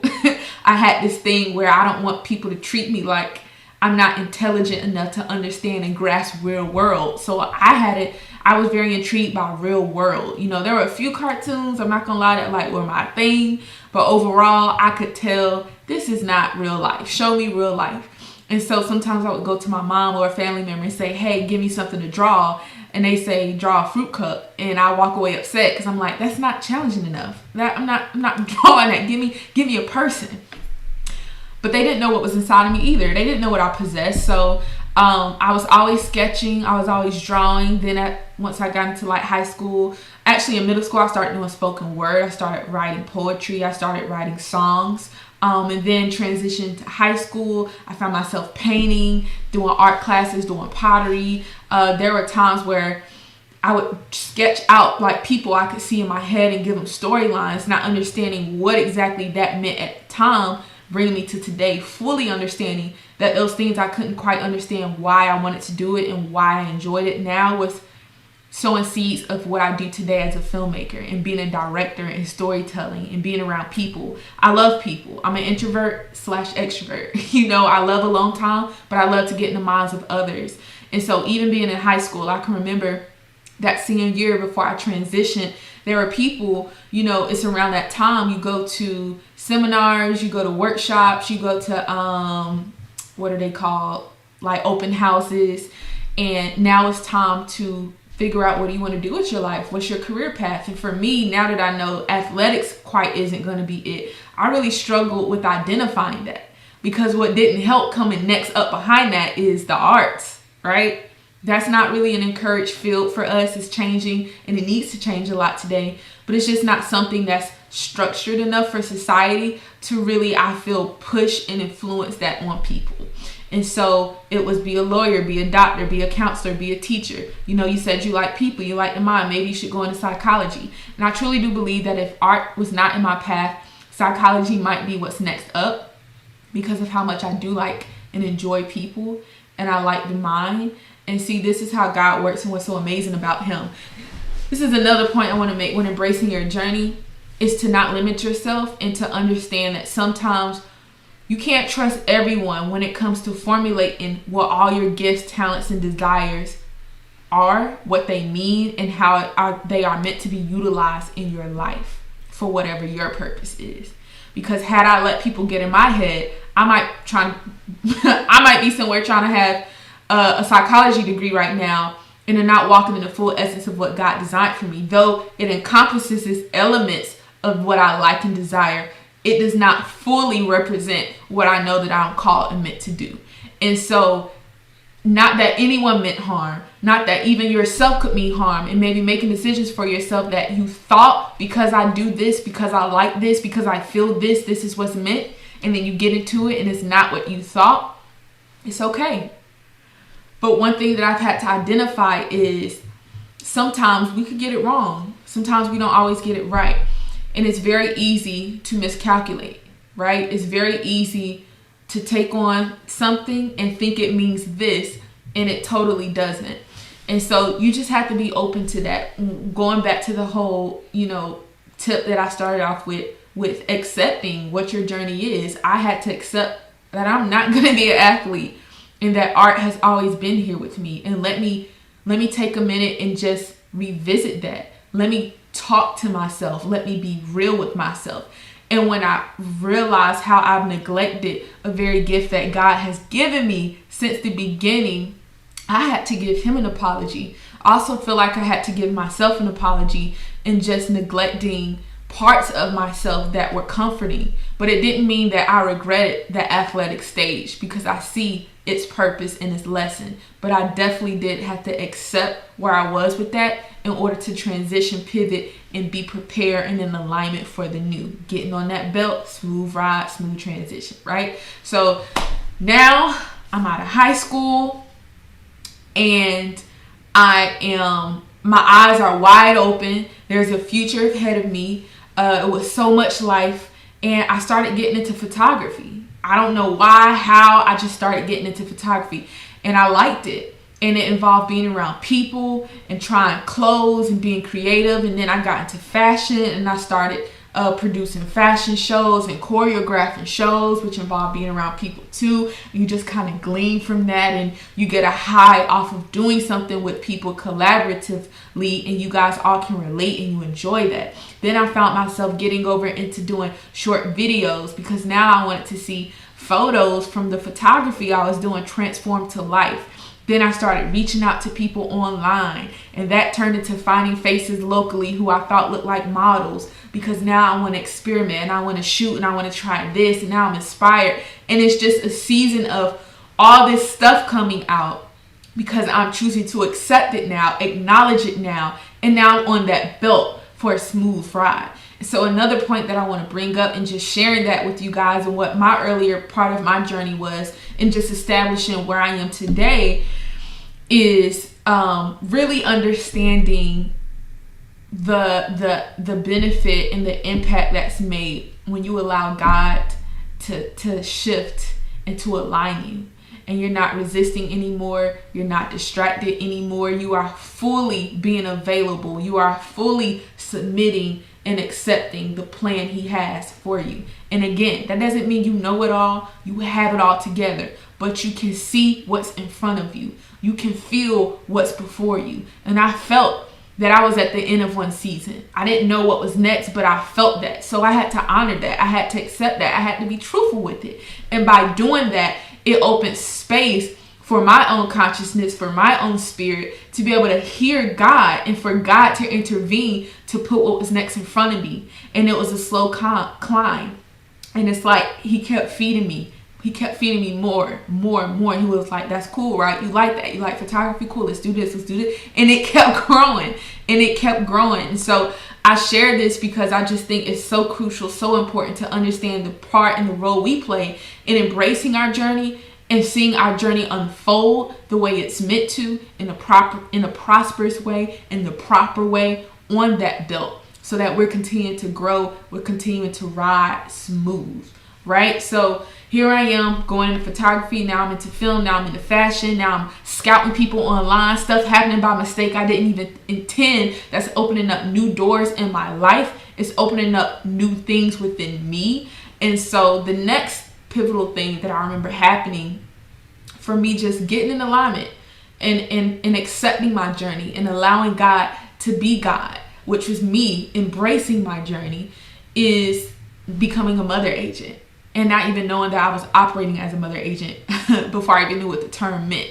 And so what that is exactly what it sounds like. It's someone who acts as a mother for a model, for new talent and faces who have the potential to be a great talent or a model. You basically give them their beginnings, you get their portfolio, you get their physique where it needs to be, you get them images, you teach them proper etiquette, you teach them the rules and the game of the business of modeling, and then you send them off to agencies and you represent them as an agent, and you make sure they're taken care of, you make sure they're not taken advantage of, you continue to guide them, all of those things. You teach them how to do taxes, your contract, your agreements, all of that. So from me just experimenting, learning things, I started paying attention to features, looking online, looking at magazines, looking at what kind of faces I felt like I saw. And I come across a guy, I asked a lot of people this all the time. I came across a guy on Instagram, was just like, hey, you have a wonderful look. I would love to do a photo shoot of you just to test you, like just something creative. He was like, yeah, let's do it. Brought him in, shot him. I was like, your look is amazing. Have you ever thought about modeling? He said, not really. I'd love to do it. Just never thought I was capable. And I said, I think you are fully capable. And I remember those pictures that we put out online got around somehow, and actually an agent from IMG Models, which is one of the top 3 international modeling agencies in the world. This one is IMG, based in New York. Found this guy from a photo that we had taken from a photo shoot, set up a Skype meeting with them back when Skype was popping at the time, and signed him virtually over Skype. And then before you know it, he was off to New York to meet with them in person, to get his catalog updated and to be signed to IMG. So it's like, boom, overnight, here you have this guy who wasn't thinking twice about being a model for himself, that came in because I thought I saw something in him. and wanted to shoot him, and now he's signed in New York. And let me just tell you, for me at that time of my journey, still trying to figure it out, but just knowing and just being off of that high of knowing what I feel spiritually on the inside of me, that I was on the right path, just keep going. I want to be in New York. I want to be in LA. I want to be doing all of these things. I want to work with celebrities. I want to work with models. I want to do shoots. I want my stuff in ads and magazines. And then I met with someone who didn't even see that for themselves. And because of something I did, he has propelled like overnight to everything that I could ever imagine to want and more. And no one knows me. No one knows the part of the role I played in it all. Yeah. That was the first best thing. The first worst best thing. One of the first worst best things that could have ever happened to me. So when we talk about going back, embracing your journey, you're in it. This is the next lesson I learned in embracing my journey, is accepting what felt bad for my good. Trusting what felt bad was working for my good. And in that moment, I was also met with understanding. This is when you figure out why. This is where, right here, Talia, with all the hurt that you feel, you figure out and you identify why it is that you want to work with celebrities. Why do you want your work in magazines? Why do you want to go to New York? Why do you want to be in LA? Why do you want to do all these things? What is the root of your why, right? And that really did everything for my foundation. Early. I got burned early. Got no credit for any of it. Then that's when I started researching and found out that what I had done was discovered him as a model. And that's called a mother agent that absolutely comes with the entire fee that an agency should reach out to you about, or you can present him to an agency and they can give you a founder's fee, or they can put you on a contract and you'll make a percentage off of discovering that person as a model. And so I do recognize that it takes getting burned the right way sometimes to fix yourself, to posture up, and to do what's necessary so that can never happen again. So one thing I know that experience taught me for sure is I didn't know what I was doing. You know, that was completely God. That was God taking me through the motions of what needed to happen to show me, hey, Talia, this is a gift you have. This is an eye you have. This is something that's for you. And instead of waddling in that hurt and feeling entitled to something that wasn't really something I should feel entitled to, but keeping my mind where it should be, did everything in me getting in the right position I needed to be so that I can be entitled for anything moving forward. And what I mean by that is I had no contracts in place. I didn't know what a mother agent was. So though I did the mother agent thing, I was not under contract with him.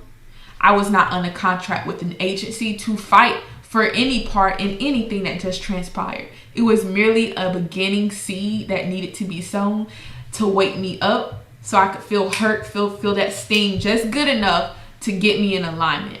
So I did my research. I learned what they were. I learned the documents I need to have in place. And best believe every person that came into my grace ever since has been in a contract. And I have been blessed to have been able to represent some beautiful people, some beautiful humans, as their mother agent who have been signed to agencies. So I'm grateful for that. Just to kind of reel this in as well, because I do feel like when I hear other people's stories, they are so inspiring and they help pick me up. And I don't think we credit our own stories enough. So though it may not be doing a lot for me, I am just going to be obedient in sharing it because I do feel like this hurt, you know, this coming from myself. Why can't I talk right now? Someone hearing this that needs to hear this will help you on wherever your journey is right now if you can relate. And that is, though I went through that, I never heard from the guy again, right? He moved up, was like, deuces. I've managed several other models since then and have had the pleasure to represent models in New York with State Management, Paris with 88 Management, Milk in Italy, Milan, a couple other agencies in New York as well, Red NYC, and now more recently Korea. Now we're in Korea, representing in Korea And as of last week, it's looking like we're going to be in Hong Kong soon too. So I say all that to say, if I could go back and talk to my older version in just that moment, I'm just so proud of being able to lean on a strength in God and a self-accountability, right? Not to be so entitled to how that moment transpired that I wasn't able to stay grounded and really focus on what that moment was meant to be. Moments come, they can sting, they can hurt for a moment, they can burn for a moment. But if you truly sit and get out of self and get out of feeling, you can allow yourself to feel. We're humans, but don't waddle in it. Once you felt it, get back on track, evaluate how that moment is meant to help you for what's next. Because anything that comes to hurt, to burn, is not just there to hurt and burn. It's there to benefit you. It just doesn't feel good. But if you can focus and stay grounded on when those times come, you will get the absolute full nutrients of what you're meant to have to take into your next. And I'm so thankful that I was able to do that. I had mentors. I had support in my ear when I was feeling down to keep me in the game, to keep me focused, and to also check my motive. Check my motive, because I'm around a guy who's doing everything I could dream of, and it had to have me focus on, well, why do you feel like your dream isn't going to come true? And why are your dreams what they are? Why do you want to be in these places? And it's not because there's anything wrong with your dreams, but really evaluate, what are your intentions behind your dreams? Is it to be seen? Is it to make a good living? Right? And so I had to be honest with myself about those things, because one thing I realized in embracing my own journey is that the only thing that affords me the peace is being in alignment and having the correct motive. And anytime I found myself getting frustrated, most times it had something to do with me getting out of the correct motive and being motivated by some form of attention, some form of being seen, some form of trying to meet a deadline, meet a goal by a certain amount of time because of how it would look to other people. And when I eliminated that hard truth from evaluating the core of myself, it brought me back peace. It takes away the frustration, because what is there to be frustrated about?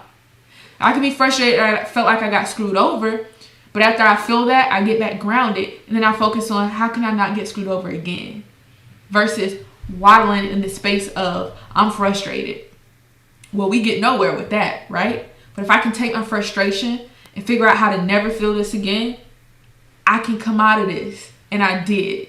And so that's something I'm thankful for. Just a quick story I want to share with you guys that has definitely made a big impact on embracing my journey. So I think one of the last things I want to share, because I can go on and on, so many stories to share, right? I really just got started.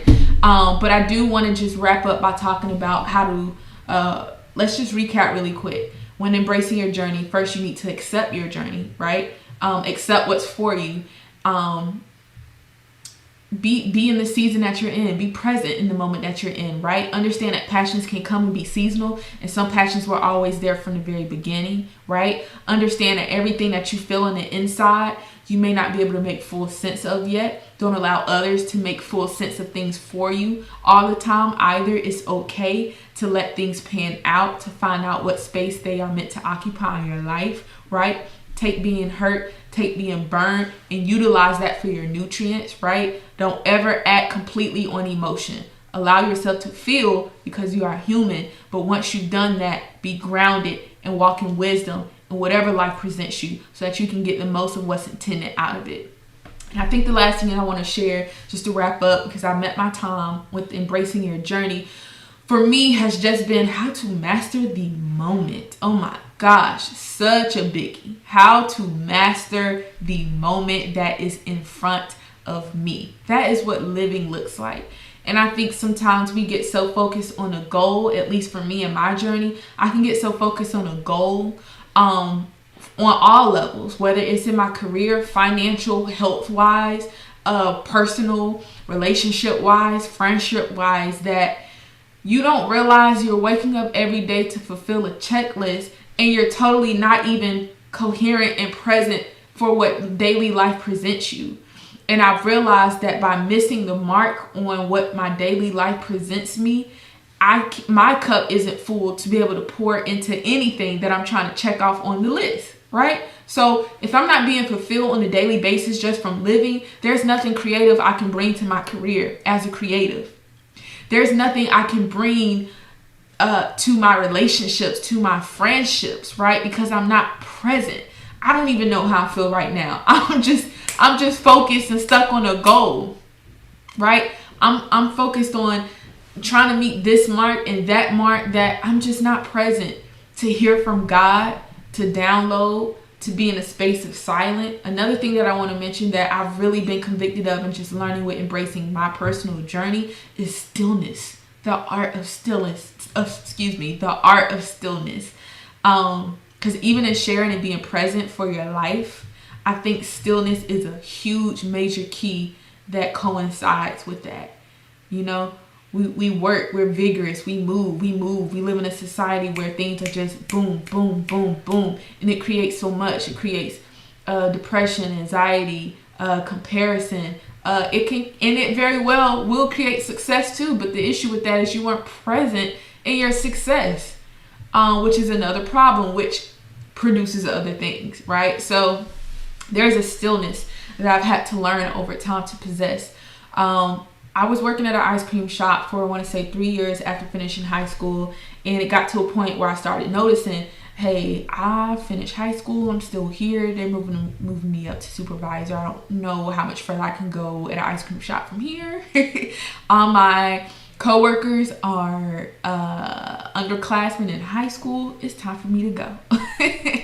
And so then I transferred over and started working at a call center. Another best, worst experience of my life. Gave me everything I needed to know to give me the full fuel to be an entrepreneur. And at any point entrepreneurship got hard and I was ready to quit, I could think back to what it was like being at that call center. And it's like, yep, can't be worse than that. You better get in this game time. You better keep going. So those are some other pivotal events that happened for me. And then I moved to Atlanta. So my point in sharing this story, transition to Atlanta. No family in Atlanta. I was really the first out of my family to move that far away, do something that non-traditional. And on top of moving that far, to be so young, because I was only at the time 20. And on top of that, to be an entrepreneur in the arts. So those is a lot of whammies put on each other. But what it did for me, what it has done for me as a human being when it comes to embracing my journey, it has made me comfortable with the uncomfortable like never before. It has made me learn how to master stillness like never before, where things that would normally bring fear to you because you are in a space of uncertainty, it drives me. And I have so much comfort in it now because I was thrown into it early. I've learned the system. I've learned that you can't change some things, right? So why exert energy against something where it's not going to change the result? I completely learned how to recenter self and where to properly place the energy that I put into moments of my life. And so when it comes to embracing your journey, mastering the art of stillness is going to be crucial to you being able to hear the voice of God, to you being able to act in patience, and for you to know what role you play in the very desires you have for yourself. Stillness is one of the most contradicting best tips that I have learned across my journey. And the reason I say contradicting is because we live in a world, again, where everything is microwave. Every book about how to get this, how to achieve that is motivated by a doing. It's motivated by movement. It's motivated by don't be lazy, get up. Don't be the last one to wake up. Don't be the first to go to sleep at night. Don't blah blah blah blah. And I'm not saying those things don't have elements of truth, but they've been imbalanced. And we digest that information and literally drive ourselves crazy internally. And when we're met with a season where we need to be still, we don't know how to be still because all society has ever told and taught us is to move. Is to move. Keep moving. Keep moving. Well, you want to know what's worse than being still when you shouldn't be still? Is moving when you shouldn't be moving. That's real.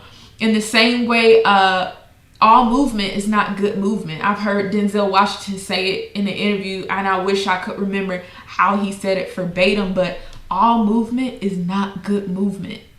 All movement is not movement forward, right? Just as much as all stillness isn't good. But I will say this also, all stillness is not illness. You have to know what season you're in to occupy it properly, right? So again, all movement is not good movement, and all stillness is not illness. Me learning to mastering stillness looked a lot like being truthful with myself, recognizing the season I was in when I was on pursuit of deals, of pitching content to platforms, to streaming places, trying to build my team. And I was working and I was doing all I could do, and I just felt in my spirit God was clearly saying, now wait, you've done all you could possibly do. And I allowed you to do that to show you and bring you to this very moment. At the end of the day, you still can't do it in yourself. You can learn everything, attend everything, invest, right? You can implement all the business advice that you can, all the advice you can about any part of your life, because you should. And I still want you to know that that does not have enough power to manifest anything when it comes to your journey, because I'm your creator. I know your path better than you know it. So once you've done your part, I need you to do this new part and be still. Be still and know and rest and enjoy the rest. And one thing I want to really expound upon is resting isn't going to sleep at night. I'm not talking about resting, catching up on sleep when you've hustled hard. The rest I'm talking about is a wisdom, it's a knowing, it's a peace that you are not just being active to be active, right? Everything you do is with intentionality. And that's something that my journey has definitely taught me when embracing it. I'm not going to move just to be movement. I'm not moving for the gratification of others, nor myself. I am going to allow spirit to lead me. And when I know I have fulfilled everything that I know that I needed to in this season, I need to stop, because all movement is not good movement. And I can get in the way of what he's trying to orchestrate by me sitting still right here, so that I can be met whatever he's working on now that's moving on my behalf, right? So those are just some really important things that I can share. Give a quick story behind just movement and stillness really quick, and I'm gonna let you guys go. One of my biggest dreams is to direct. I want to write, I want to direct content for TV, do shows, reoccurring series on networks, and do movies, you know. And you know, you just never know how God is gonna move or when he's gonna move. Here we are, last year 2020, COVID hit, we're in quarantine, a very difficult year for a lot of different people, a year where I feel like a lot of people lost hope. And any prayer that you probably have had, you weren't expecting it to prosper in a year like 2020. Well, I'm not of this world, I live in this world. So I just rested in that, and I was okay. I didn't know how where all my next money and checks was going to come from. I'm a human being. You got to be responsible as a business owner. So don't get me wrong, I still operated and kept all of those things at the front of my mind, but I can still do that and have a peace, and that's what I had. And long story short, one day out the blue, I get a phone call from a colleague who I know, who I've done films with, who knows somebody, who knows someone, and I ended up getting a phone call to direct a movie for Lifetime at the time. And so, boom, what that showed me is I clearly knew that that was a season for me to be still for those few months, and I focused on other things. I didn't know movement that was unnecessary to gratify myself, to gratify anyone. And it was as if just divinely the stars connected, and the opportunity that I've been looking for so long I was met with. Let me tell you how God works too. Trust him in all seasons he puts you through, because he's putting puzzle pieces together that you can't even comprehend and see and put your hands on right now. So when you're met with the moment and you feel God telling you to do something and you're resisting it, just trust that he can see far beyond what you're looking at in that moment. because me being still literally set me up to relinquish clients, to relinquish work that I would typically have, so that I could be in place for that phone call to do this movie that literally consumed all of my time. And I would not be able to do that if I had not had the time to do so. You know what it took? Stillness for me to be in position for the opportunity that was awaiting me. But had I kept moving when I wasn't supposed to be moving in that way, things would have been different. So just a few things I want to share with you on my journey. This is Talia Breon again, fashion prodigy, CEO, filmmaker, and photographer. I have so much more to share, and I look forward to another opportunity to talk to you. Thank you again for joining me on this segment of Embracing Your Journey.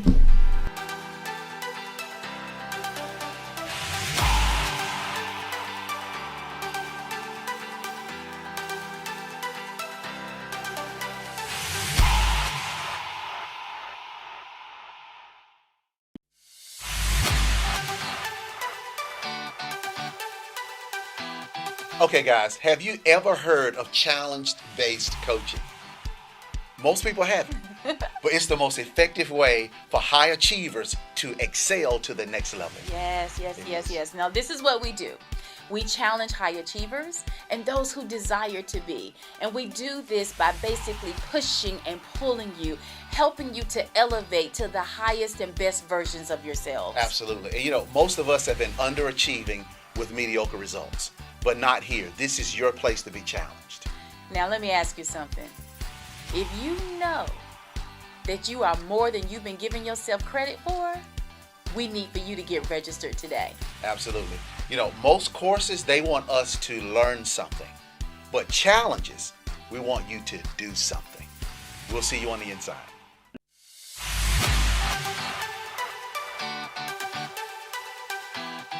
Hey guys, amazing and welcome back. Yes. So let's get prepared for a very special 2-part series with none other than Miss Chrisette Michelle. Now, you guys know who Chrisette is. You know who Chrisette is. We'll get ready to hear from her. We are, and I'm so grateful. We are grateful because she's actually going to sit down with us and just spend a little bit of time one-on-one as we share and as we talk. And here's the thing that Dexter and I want you to understand, because when we talk to you about living that upgraded life, how do you actually do that? There's a decision that you have to make. And in my time with Chrisette, one of the things that I've found as I've talked with her, just kind of going back and forth just a little bit, is there's an inner work that she's identified. And I love how she even communicates how she actually have grabbed hold of, regardless of what's going on in her life, regardless of the things that will come up, she would grab hold of the pure essence of who she is, and it's resulted in such an incredible academy that we're about to talk a little bit more about. So we just want you to grab your pens and paper still, but pull up close and spend some time with us as we spend some time with none other than Chrisette Michelle. Absolutely. See you.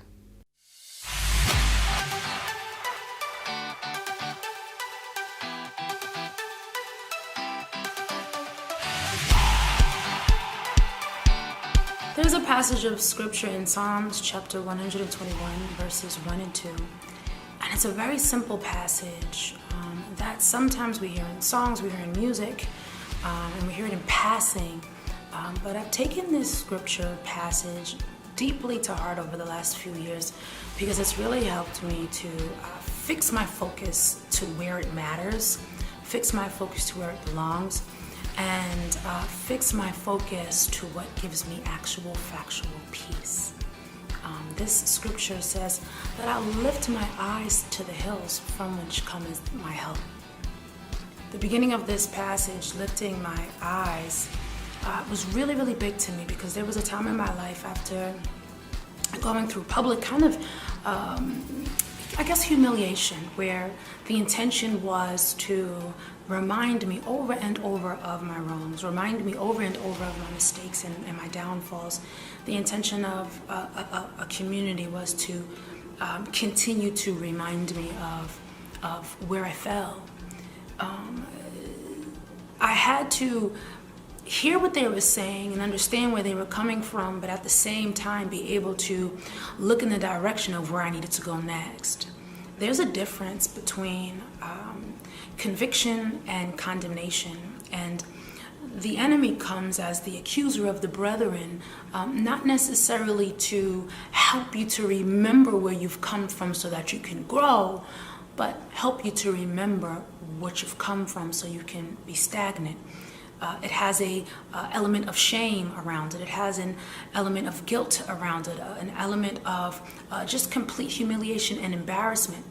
While it's important to notice where you've made mistakes, where you've fallen, where you've gone wrong, it's also important to notice that God is much bigger than any mistake that you make. God's wisdom is infinite. And so what's exciting about his wisdom being infinite is that he can outthink any situation that happens in our life. There's nothing that we can experience that he can't think through. When we think in our human body and in our human physicality, we think based on our human ability.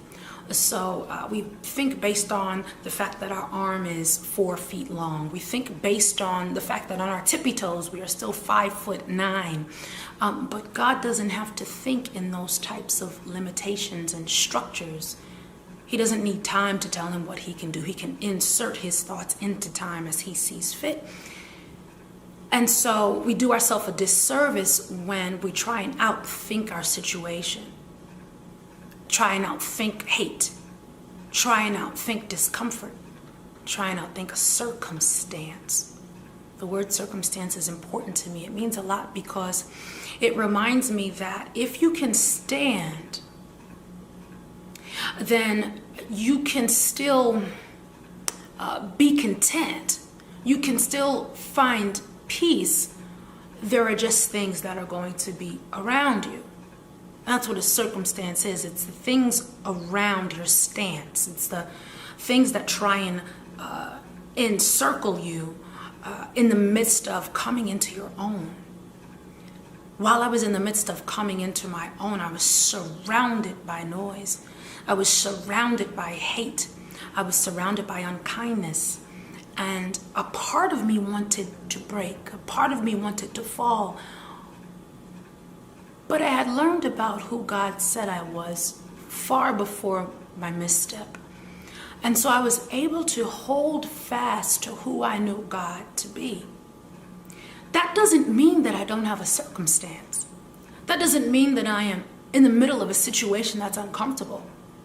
It just means that I know I'm going to come out on the other side. That doesn't mean I know how. That doesn't mean I know when. And that doesn't mean that I understand the methodology to me getting out of that situation. Why? Because I don't have the infinite thought, the infinite wisdom that God has. While he can see my end from my beginning, I'm in a circumstance. And in this moment, I stand. In this moment, I stand, and I stand solely because I know that God is able.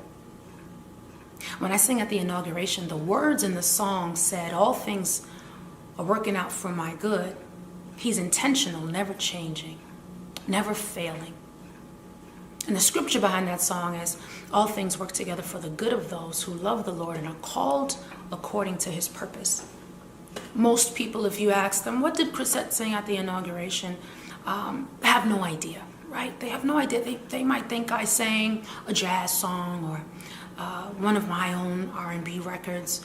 But when I went to that place to share this music, my intention and Travis Green's intention was to bring the light to a very dark place. Does that mean that we made the right choice? No. Does that mean that we knew the outcome and knew what it was going to be? No. Does that mean that we didn't hurt anybody? No.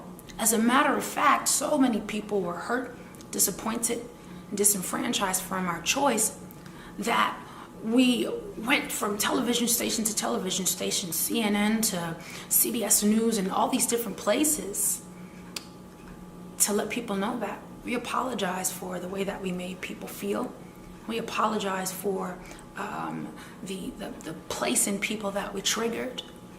But after the apology was finished, and after we said it however many times, dozens of interviews, dozens of comments, dozens of different spaces that we went into, we couldn't stay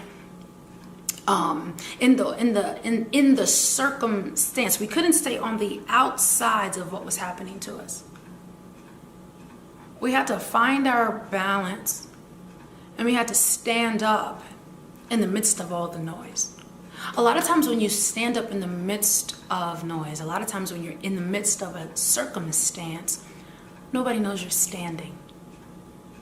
Because you're surrounded by so much noise and so much distraction. People are distracted by the noise and they can't see your strength. And so we wonder, will anybody ever notice that God is on my side?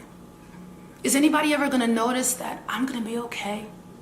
Is anybody going to stop asking me if I need prayer, if I need help? At what point are people going to know that God is with me? The most uncomfortable time of the season of rejection for me is, or was, wondering if people could tell who I was. Wonder if people could tell that I had the presence of God in my life, that I had the peace of God in my life, that I had the joy of the Lord in my life. I was seeing all these headlines of how depressed I was, and how I had left my community, and how I didn't want to serve or come back anymore. And I was at a point where I began to say to myself, okay, I'm still here. I'm still strong. I'm still standing. I began to hear people say things like, come back, Chrisette. Chrisette, when are you going to come back? And I would say to myself, well, I never left. I was left. People left me, but I didn't leave. As a matter of fact, the reason why I'm in this situation is because I showed up. So the beginning of rejection and the discomfort there is that standing in the middle of all that pressure and all that noise, it's imperative that we lift our gaze. It's imperative that we look up to the hills. Why? Because if we stick around long enough looking at what's around us, we'll begin to call ourselves what people are calling us. People might start calling you depressed. People might start saying that God isn't with you. People might start wondering about your prayer life. When you make a mistake, God is able to forgive, and repentance is available. Being convicted on the inside for me was about learning that I'm not God. A lot of the lesson that I learned in that season was, Chrisette, you can't save every day. You can't fix every situation. Sometimes you have to be as still and small as the voice of God so that you can hear what God is calling you to do. Just because you love the Lord doesn't mean you need to run to every single thing that's going on in the world and insert yourself. I wasn't resting in the peace of God when I ran in that direction. It was a panicked decision to try and be there for a country in the midst of major chaos and major turmoil. I didn't think it through. I didn't sit with God long enough to figure out, is this the right way to say that everything's going to be all right? Sometimes my mom says, Chrissy, you have to have more than good intentions. You have to do more than mean well. Sometimes you got to sit still enough to see what is well, to see what is good, to see what makes sense. God will give us that if we wait it out. I didn't know that at the time, and I just fell back on a whole bunch of cliches and religious ideas. Be all things to all men. Well, I guess I'll be this in this moment. Did you think about that? Did you talk to God about that long enough? And so one of the ideas when it was all said and done was to lean towards bitterness. One idea that came around my mind was to lean towards looking for a way to defend myself. I could have decided in the way of, well, they didn't see my good intentions, and so I don't ever want to speak to them again. Well, don't you know what my heart was really saying? And in the very beginning of it all, when Spike Lee and my friend Questlove and all these different types of celebrities began to reach out and post about me on Twitter and say things that hurt my heart, at first I wanted to defend myself. At first I wanted to be bitter. Those were ideas that came around my mind that I had the opportunity to either choose or leave in the atmosphere. It was very tempting to choose the idea of bitterness. It was very tempting to choose the idea of shame. Those ideas haunted me. And I had to find new ideas, but I couldn't find new ideas and new ways of thinking without lifting my gaze. I had to lift my eyes above the sounds of what was going on in my circumstance. So does a circumstance make a person weak? Does a circumstance make a person defeated? Does a circumstance tell us if a person will be victorious or not? My conviction now is no, it doesn't. Your circumstance makes you make choices. Your circumstance brings up old things you've been studying. What do I know about what to do in this type of a season? What have I read about? What have the little old ladies standing in front of the church told me about moments like these? What do you do in the wilderness? So Psalms 121 gave me an idea to lift my eyes. The second part that it gave me was to lift my eyes to the hills. What's so awesome about the hills is that they are far above where I can reach. The amazing part about lifting your gaze to the hills is that the hills are higher than your reach. The hills are usually farther than you can see with the human eye. You can kind of see an idea, but you can't see the details. Have you ever seen an idea but not the details? Have you ever seen a direction but not the details? That warms me in my soul to know that I have the ability to look to the hills, to look in the direction. How many people do you know that don't even know what direction to face? Don't even know what their purpose might be? The Bible is so kind to us. It gives us so many ideas for who we're supposed to be. It tells us how to be blessed. Blessed are the this, blessed are the that.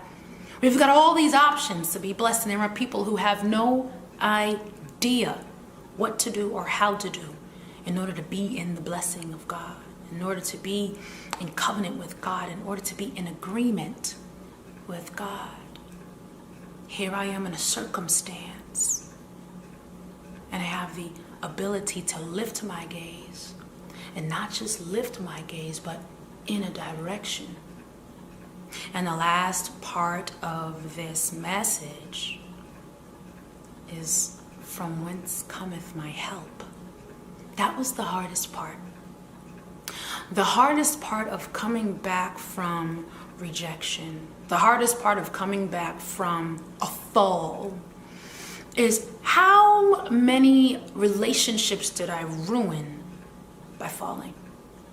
How many people would no longer answer my calls because I fell? How many radio stations wouldn't pick up my music? How many record labels wouldn't take meetings with me? How many places could I no longer find favor in? I like the idea of calling it favor. A lot of times we feel entitled to success. We feel entitled to making it big. We feel entitled to being all right in this world with these people. But the Bible says not to be conformed to this world, but to be renewed in your mind. So you mean to tell me that when I'm rejected, and I come back to the world that rejected me, I have to re-perceive the space that I go back to so that I can see who God is asking me to be now. Another translation of that same scripture passage asks us not to be conformed to this era, not to be conformed to this time. In God's infinite wisdom, He is no slave to time. What does that mean? That means that I can go where I'm called, and I have to recalibrate based on where the Spirit is sending me.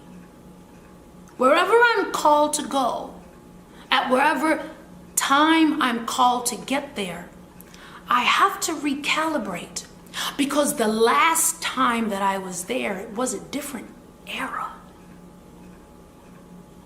That means that there's new favor that I've got to look for. That means that there are new people that I've got to look for. From whence cometh my help? The issue with rejection is that when we get back to a place that feels like acceptance, we expect the same favor as before. We expect the same experience as before. We go back and get the same books. We go back and get the same phone numbers. We go back and get the same emails. We do a scroll through our Rolodex, a scroll through our Instagram, a scroll through our stuff, and we make the same phone calls. And then we want to be depressed because people aren't picking up the phone. There are 7 billion people in the world. Before you fell, you knew 20. Do you really think that a God of infinite wisdom can't find you 20 more people to get to your next level? Well, for a moment, that's what I thought. For a moment, I was petrified that if I opened up my mouth to sing, that there would be no place for me to place my instrument. And so I went into a state of worship, because I felt like worship was this secret place that I could go where nobody could hear me and I could just sing to God. And I would get into a quiet little area, and Psalms 91 was my jam. He who dwells in the secret place of the Most High shall abide under the shadow of the Almighty. And I just wanted to be in the shadow of the Almighty. Like, where are the angel wings? Somebody cover me. And I would worship. And I would sing these songs to God. And I would get in front of this piano right here. I would play songs and I would sing them. And my expectation was that because of what I've been through, there's no place for me to put my voice. So let me just put it on God. I didn't get away with that for a very long time at all. God gave me this voice to serve. He gave me this voice to minister. He gave me this voice to share with people. The same people who rejected me. Are you kidding me? No. He wasn't kidding. The work that I had to do to go back into the world meant that, one, I had to keep my gaze lifted even in the world, even when I wasn't surrounded by a crazy circumstance. My posture had to be one of constant looking up. The second thing I had to do when I got back into the world was look to the hills, look to the things that feel unreachable, look to the promises that feel like they need miracles, look to the stuff that I dreamt of before anybody even met me as Chrisette Michelle. What were the prophecies I received before I put out my first album? What were the prayers I prayed? What were the promises that I knew were mine? What were the mantles that were laid on me as a teenager and a young adult? The truth is, some parts of me falling allowed me to remember Truth is, some parts of me falling gave me an opportunity to reacquaint myself with who I was called to be. Nobody wants to admit that some of what they're doing is not what they want to be doing, especially if they're successful. I've got a Grammy for this. I've been sent around the world a couple of times for this. How do I look saying, I don't know if this is exactly what I want to do? This was my golden opportunity to readjust, to recalibrate, to reset. And it was a secret. I didn't want anybody to know that I wanted something else because I didn't want to seem ungrateful. I'd already fallen in public. People already were upset with me. Let me just be a part of the community again and not complain. I couldn't bring myself to lie. I couldn't bring myself to play make-believe. I had done it already for over a decade. When I fell, I was reintroduced to true love between me and God. I'm going to tell you the truth. That's really scary for me to say out loud. That's really scary for me to admit. Because it means that there was a part of me that was inauthentic all along. There was a part of me that was trying to show up in the world in the way I thought I was supposed to show up, but not in the way that felt right to me. When I showed up on that big stage and had that big misstep, parts of it were inauthentic. Yeah, I know I sang gospel music. Yeah, I know I was with God's children. Yeah, I know I was trying to say something nice. But I went there in a state of panic and not a state of peace. The me that my friends from college and high school know is peaceful. The me that my family knows from back in the day is content with the presence of God. She's not looking for much more. When the ideas of fame and the ideas of traveling around the world became a part of my life, I struggled really hard with balancing between being this girl who loves the glory of the Lord and His presence and kind of, can I carry that everywhere I go? It was a strange disconnect because it wasn't all wrong, but it wasn't all right. I gotta tell you something. I thank God for grace. I thank God for mercy. Because the truth of the matter is, we're all growing. We're all figuring this thing out. The truth of the matter is that for some people, they've got to hit rock bottom so that they can see who they really are in God. I'm one of those people. I ain't proud of it. I'm sure there were messages all along. There were donkeys trying to tell me which way to go. Angels trying to hit me over the head. And I just probably wasn't listening to some stuff. I can't tell you how many times I asked for things and then said, never mind. Because looking in the right direction was too difficult at the time for me. Too difficult at the time for me. I'm going to tell you the truth though.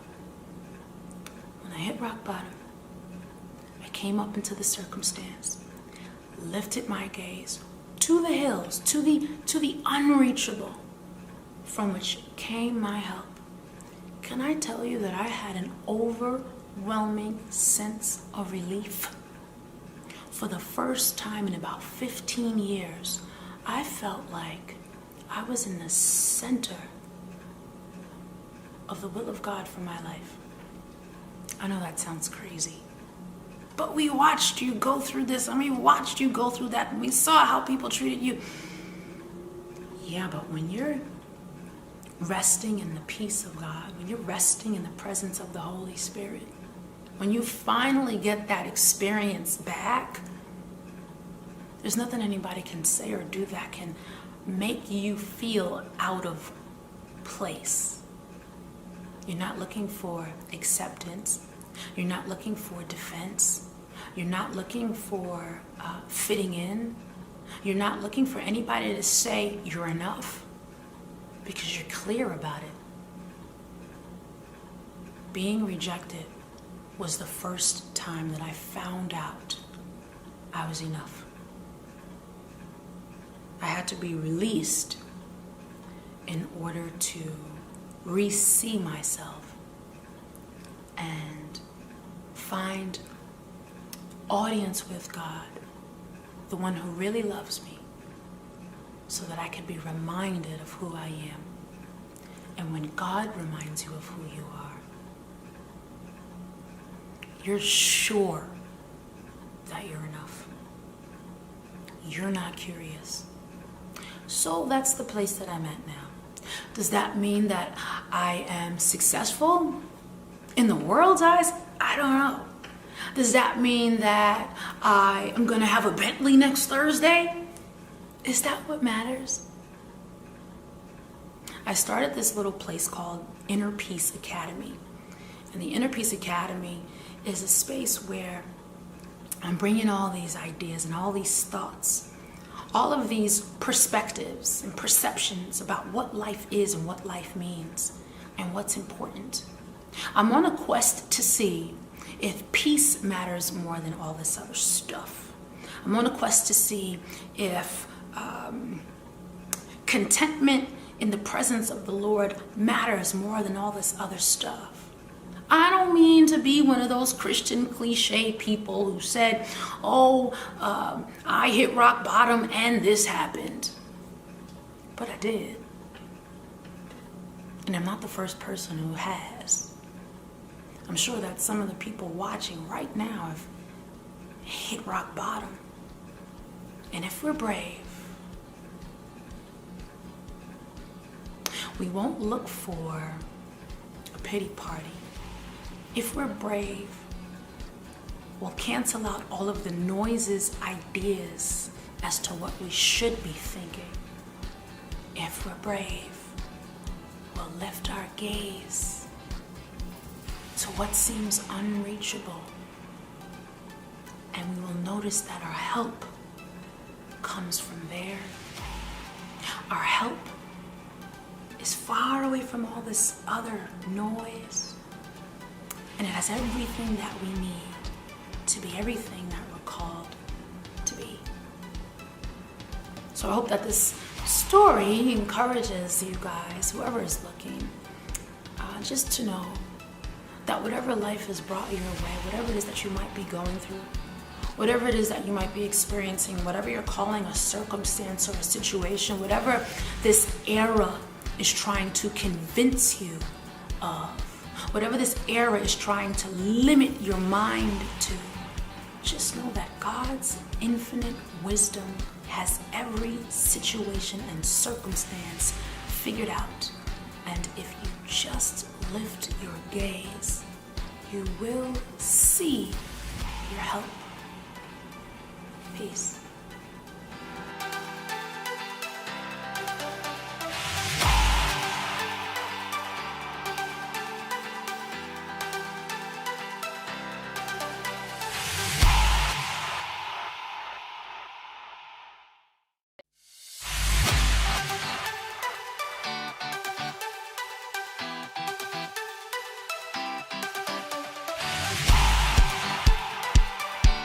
Hi, Dexter and Tanya here, the Upgraders. Yes. Guys, welcome back to the Upgrade My Life Summit. We're very excited to have you here, and we're also very excited about a phenomenal interview that we're getting ready to do with a very special guest. Oh, you could not have said it any better. It is going to be phenomenal. We already know that. We've had the opportunity just to spend a little bit of time in conversation with this incredible woman, and now we get the opportunity to sit with her one-on-one while also expressing and talking with you. Yes. So right now, we want to bring up to the platform none other than the beautiful songstress, songwriter. I see her as a poet. She is a poet. And yeah, she's a poet in life. And you're going to experience that for yourself in just a minute. But you guys, come on, let's open up the floor now and welcome the beautiful Miss Chrisette Michelle. Hello, hello, hello. Hi, Chrisette. Hi. Wonderful. Yes. Oh, this is so exciting, Chrisette. We're just so grateful to have you here with us on today. And just to talk a little bit, I'm going to tell you, years ago, I can remember hearing you for the first time, and there was just something about you, and I was drawn. And you discern, the spirit discerns. And it was just something about you, who you are, that was so attractive to me. Now, I'm not a singer. My sister did get that, gifting, but that bypassed over me. But honey, I would still do my best, me and my son. You do your You know, best, I yeah. do my best. I love Okay. it. I'm happy to be here. Thank you so much. Thank you. Yes, wonderful, wonderful. All right, so we just want to get started a little bit. We want to thank you again for just being with us today on this platform. This is Upgrade My Life Summit, and that's what we're all about. Yeah. We're about having people live an upgraded life. And after being in your presence and just kind of hearing from you a little bit, what Dexter and I wanted to do was just to hear from you yourself, and we wanted you to share with everybody that's here a little bit, because it's empowering. So to start off, just tell us a little bit. Who is Chrisette? Who is Chrisette Michelle? She's a grass braiding, tree hugging Girl Scout from Long Island. Grew up with two behavioral scientists who taught at the spaces and places in New York that had the toughest emotionally disturbed people. And so that was the conversation in my life. That is how I pulled from understanding people. And that's how I write still to this day. Saxophone player, big jazz band kid, total band geek, turned hip hop soul singer, worshiper. Oh, wow. Yeah, it's amazing. It really Many is many amazing. talents. And see, in our conversation the other day, we got a chance to hear just how deep you are. I mean, people don't get a lot of opportunity to get the insights into I would say people like you, people that are in the spotlight. Sure. And our conversation with you the other day was like, wow, we all have something deep, but Chrisette really has a deep understanding and a knowledge base that a lot of people don't get a chance to see. Right. Yeah. I come from a family of prophets. So folks like Noel Jones and my grandfather and both grandfathers started these churches, but they were the speaker types. So that's kind of the verbiage that I've been hearing from the time I was a kid. Wow. So you talked about being raised by behavioral scientists. Is it right? Tell us a little bit about that. What was that like? What were your experiences? We had to learn how to compartmentalize behaviors from really young, because my parents ran a therapeutic home that we also lived in. And so while we were providing therapy for young people up to about 18, and then kids out of the system between 18 and 21, we had to learn what triggers looked like, what type of things would happen in the body when somebody was about to have a certain type of behavior, and then how to speak to that. It develops the people pleaser in a young person when they have to learn how to turn behaviors around. And so from a young age, I was very sensitive to just the way that people acted, and the way that people responded to the things that I say and do. Wow. That's powerful, because you got me thinking right now. yeah, even in the studying that Tanya and I've been doing with neuroscience, and as the upgraders, we focus on upgrading the mindset. So those triggers that you just mentioned are one of the things that we are continuing to study, because we want to upgrade people. So we have to be able to recognize that also. That's really powerful, especially to have at a young age. It really is. Yeah. Go ahead. Oh, no, you're fine. At a young age, it's powerful. But then when you decide to live a life after Christ, you decide to put his mind on, the triggers don't have the same authority that they used to. And so you have to sort of make a decision about triggers and where to place them and how much authority to give them. Otherwise, you'll kind of be controlled by them. Wow. That's good. And I'm processing, I'm listening, and I'm like, gosh, I hope everybody is really grabbing hold of everything that she just said, okay? Because what you said, you said as a follower of Christ, and it puts things in its place. So what I'm even hearing, and this is something that's really major for me, Chrisette, and it's identity. And I would talk to my husband often. What helped me get started in life. Okay. And when I say in life, what I'm talking about is where I begin to walk at a greater level of peace in my life. It had everything to do with coming to understand who I was in him. Yeah. It came to understanding who I am as being of him even. And so it's like, I'm not going to allow myself to be snatched away by the enemy of my soul, by the enemy of my destiny as a result. And so even to hear you say that, but even at a young age, and you said, now that I've grown up and having those things taught, now that's what's interesting too. Everybody catch that. And this is something that's really big for us, Dexter, because one of the things that we've learned, even in beginning to learn more about neuroscience and all of that, is our very makeup, the very things that we have, the very things, the organs, let's put it that way, that God has given us, one of them being the brain. Okay. Having that has much to do with how we actually are able to process information. And we're the ones with that power to do it. And then you get to know them. Yeah, the question I think my parents had was, can you be poor in spirit and educated at the same time? Because if the poor in spirit, if the people who depend on God and not their own spirit are blessed, then how do I understand myself and remain humble spiritually? And so again, it's a balance of those types of authority with knowledge and with the Holy Spirit that I think bring about therapy like cognitive behavioral therapy. But I'll tell you the truth. If you really are interested in putting on the mind of Christ, there is a switch that can and does happen.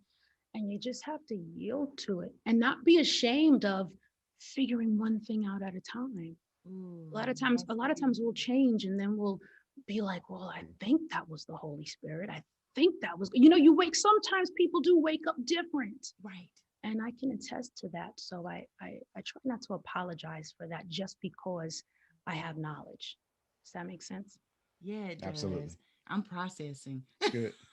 I love this. Oh, I love beautiful conversations. Okay, so let me ask you this too, because you've been through quite a bit over the last, I think it was about 4 years ago, and you went through a lot of things. But based on what you're even saying to us right now, what I learned, and I really want all of our viewers, everyone here at this summit to really get, because how she's grown up, the learning that she's done, the relationship she has with Christ, knowing who she is, had much to do. And tell me if I'm telling the truth, Chrisette, had much to do, everything to do with how you even responded through that process. And that is absolutely something I really want everybody to understand, because trials and tribulations come, but it's how we respond to them that means everything. Absolutely. So talk to us a little bit about what it is that you were doing. What did you do? What was going on in your mind to bring you to the place of resolve as it related to this? Yeah, I'll be honest. The resolve is the thought of the end, right? But the process is the thought in the midst. And so my resolve was always there, because that's what you're taught as you don't get to fail. Like, that's not the thing that's going to happen. But how do I get to not failing? And so the issue is that on the planet where humans live, if you make a mistake, you must learn from it. This is a rule that we've been taught and that we must abide by, right? And so my desire was to learn from a fall that happened on a hallway. I couldn't go back down.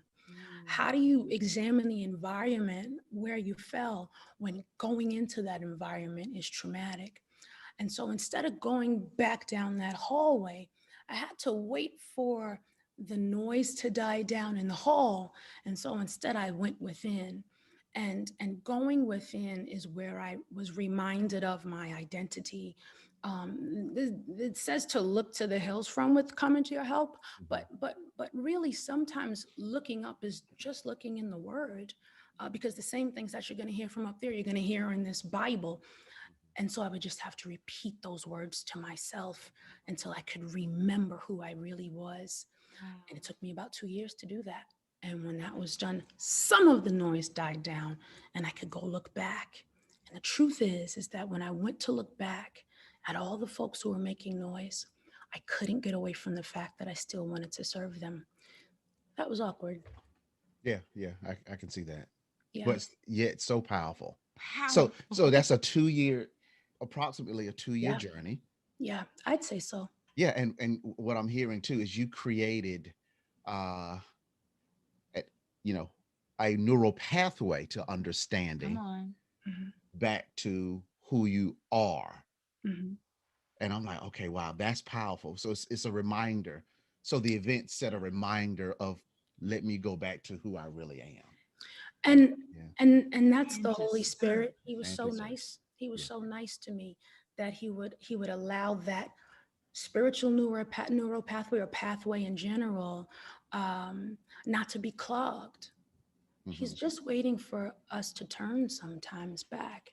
That's Yeah, good stuff. just because you fail doesn't mean you can't turn back around. Just because you're a good person Yeah, Yes. doesn't mean you can't turn back around. Right. that's good. That's powerful. Mhm. And I like to even say sometimes everybody has a different definition of, Mhm. you know, failing, if you Mhm. will, you know, Yeah. and I don't know that I would even see it as a failure. You know, it just depends. But I do understand, you know, with the opposition, you know, that was there and that was present. But for you to give that description of like, well, that's not something I can go back down, it's done. But where did you turn? You turned to him. And everybody, I really want us to catch this step. So I'm telling you this, and you said it too, after she released this, is over a 2 year period. And a lot of times we don't give ourselves the time Mm-mm. to go through the process. And a lot of times we feel like, you know, and this is something I would say, sisters, come on, I've said this to many sisters before too. We don't give ourselves permission to hurt. Mhm. We don't know how to give ourselves permission to go through a process Mhm. of healing, Yeah. you know, and then sometimes we can be so hard on ourselves. If I do make a mistake, if I do mess up, if I do even unintentionally maybe hurt somebody, Yeah. we don't give ourselves that credit, if you will, you know, to just live. And Yeah. one thing that I've Mhm. always said too is, if I can do everything right, what need would I have of God? Very true. That's right. Okay, Yeah. so he's here. It's a process. My life is learning, and that's what I hear from you. Now, I'm gonna tell you, growing up as someone with low self-esteem, not feeling good about myself, I went through quite a bit throughout my life. I dealt with a lot of rejection growing up, and the difference, I think, a big difference I know from myself and you is I didn't have people around me dealing with that cognitive thinking and behavioral science and all that. I didn't have that, you know. It was just good old Southern parents back from Pitt County, you know. The cotton fields was around and all that kind of stuff that happened. So, you know, we didn't have that I didn't have that background. And I never shared what I went through with anybody. I Mm. didn't talk to my younger sister about it. I didn't go to my mom about it or anything. I just dealt with it. So there were seeds planted in me throughout my life, and they grew up with me. It wasn't Mhm. until I got into my 40s that I even started realizing my pains. Um, Mm. I've shared a story before with me and Dexter even, and I'm gonna put it plainly in this way. I, because of my low self-esteem and not having a lot of confidence, don't laugh at me. If you laugh at me, I felt like a fool. I mean, I can't, everything got to be right. I was a perfectionist. I can't mess up because I had such a desire Mhm. to be accepted and to be liked. And so I can remember my husband playing a trick on me one time, but it made me so mad because to me, he was laughing at me with the trick and all of that. You know, now it is funny to me, but at the time it Mhm. wasn't. But it wasn't because of how I felt about myself. And that right there, I'm telling you, like I said, when I got into my 40s is when I really begin to do much of what you're describing, Chrisette, Yeah. because what you're saying right now and what you're talking about is going into the inner self. But when you go into your inner self, you know who you are. And it's the truth that's there that helps you. So here's my question to you with that. And this is just, again, just hearing from you before, you talked about value, you know, and that's something that's so important to me. Talk to us about the value, because one thing I've heard you say is you will not allow anyone to take it. Mhm. Talk to us about that a little bit. Coming up in the music industry, straight from school, the business world and success will explain to you that value is whatever we can pay for or exploit. And so there was this idea that in order to be an adult, I would need to find value so that I could make a living. And while I didn't come from poor beginnings, while I didn't struggle growing up, I was still taught to be an adult. You get into the music business and there are millions of dollars circulating, and your exploitation is the means. And so the first lesson in value I had was, you're really good at this, keep doing it, it generates income. That was the beginning. And if you were to ask my mother, my self-esteem was low growing up. I don't like to admit that, because then it means that you're going to see through this exploitation. You're going to see through all of this makeup, all of this stuff. Believe it or not, I never listened to R&B growing up. That wasn't the sound in my house. There were instruments and violins and flutes and Handel and water music. And so when I got into the business, it was assumed that because of the color of my skin, that I would be able to sing these songs. And there's a joke about South Park where the black kid on the show goes into his basement and finds a bass. And his white friends go, bro, you're black, you can totally play that. And he's like, bro, I've never even seen this thing before. Long story short, he picks the bass up and he's boom, doom, boom, da, boom. I was like, we told you. That's what happened to me in the music industry. And I got a Grammy nomination as soon as I got started. First album, a Grammy. And I didn't know who that person was that people appreciated. I just knew that if it was valuable, I needed to keep doing it. And so I kept doing it for about a decade. When the inauguration happened and I had the opportunity to hit rock bottom, I was able to be reminded of what value really was to me. And to me, to be honest, value was the relationship that I was able to cultivate with my Father in heaven, and to be able to share that relationship with other people, to empower people to have peace. I don't expect anybody to believe that, but I'm not one to defend myself. So value is what I decide that it is now. It took me a decade to find that out. It took me a decade to release the people who I was serving for a long time. And the opportunity to go low allowed me to see the parts of myself that were numbed while I was in the business. Wow. So that was, you looked internal. You could have very well blamed a lot of people, a lot of circumstances, but you didn't blame the circumstance or the people. You looked internally. Yeah. That is a mighty message. It was called Blame It On Me. The philosophy is, if I can figure it out, I don't have to utilize you as a tool to help me figure it out. You go ahead, be mad, be upset, say what you need to say. Yeah. Blame it on me. Say it's my fault, as long as it's over. Is it over? Are we done? Okay, let me go figure it out. Oh, I love it. Now, that's the song me and my son was around here tearing up, okay? Oh, wow.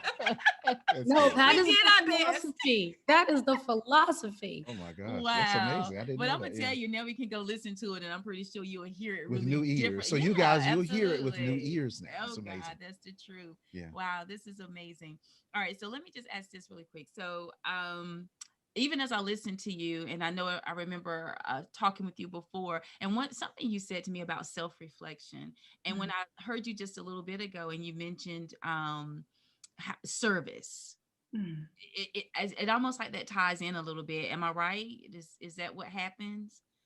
You said service is Yeah, service because what you happens? well, you're talking about the service. You were reminded basically of the service that you have to people, regardless. You said, and I still wanted to service them. You said, as surprising as that was, you wanted to. And then I can just remember you talking a bit about self-reflection, and that right there said a lot to me then. So I was wondering, are they kind of like even tied? It's like if something were to happen now between Tanya and Chrisette, and then, but you say, well, let me see what I could do, because you still see, it's like you're putting people before yourself. Am I making sense? Yeah, and again, that's how I was raised. That's my natural tendency as far as my heritage goes.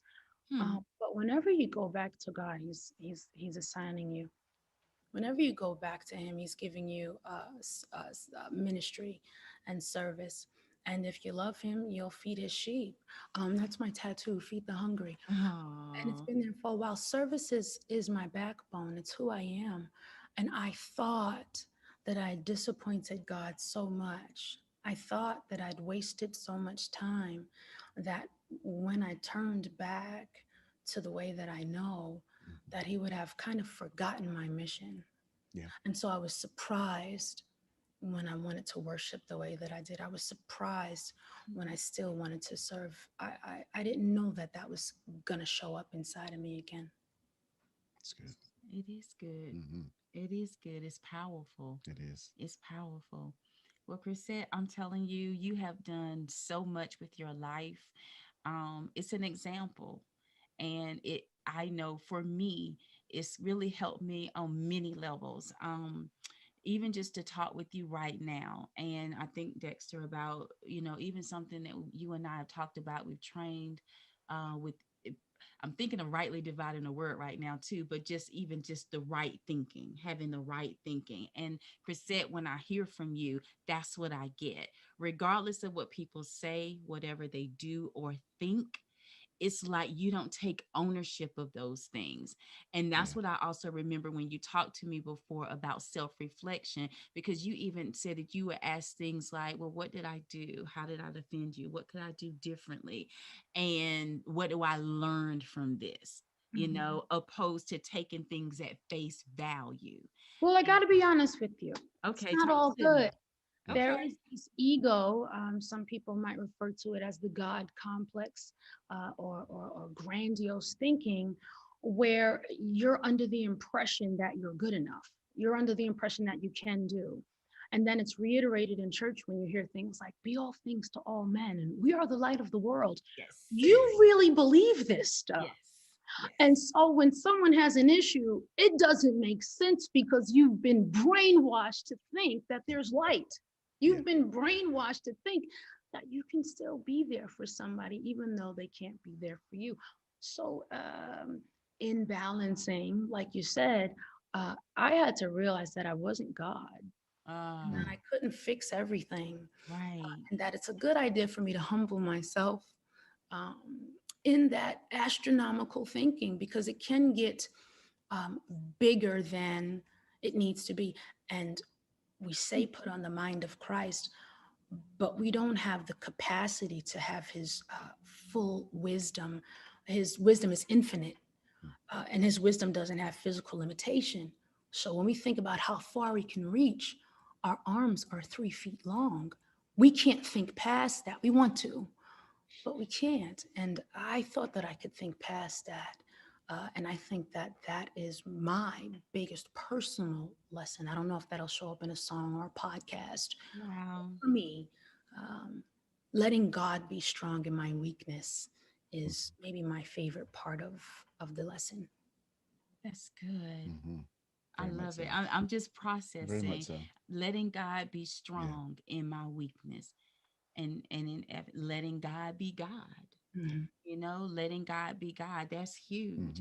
Mm-hmm. So I love the conversation, because to me, it's just helping us to apply things. A lot of times we hear a lot of what's, but we don't get hows. That's what I say. I hear hows even as we're having this conversation with you. And I love that, because you have a piece that you want allow to be taken away. Talk to us really quick, and we're going to be bringing this to an end.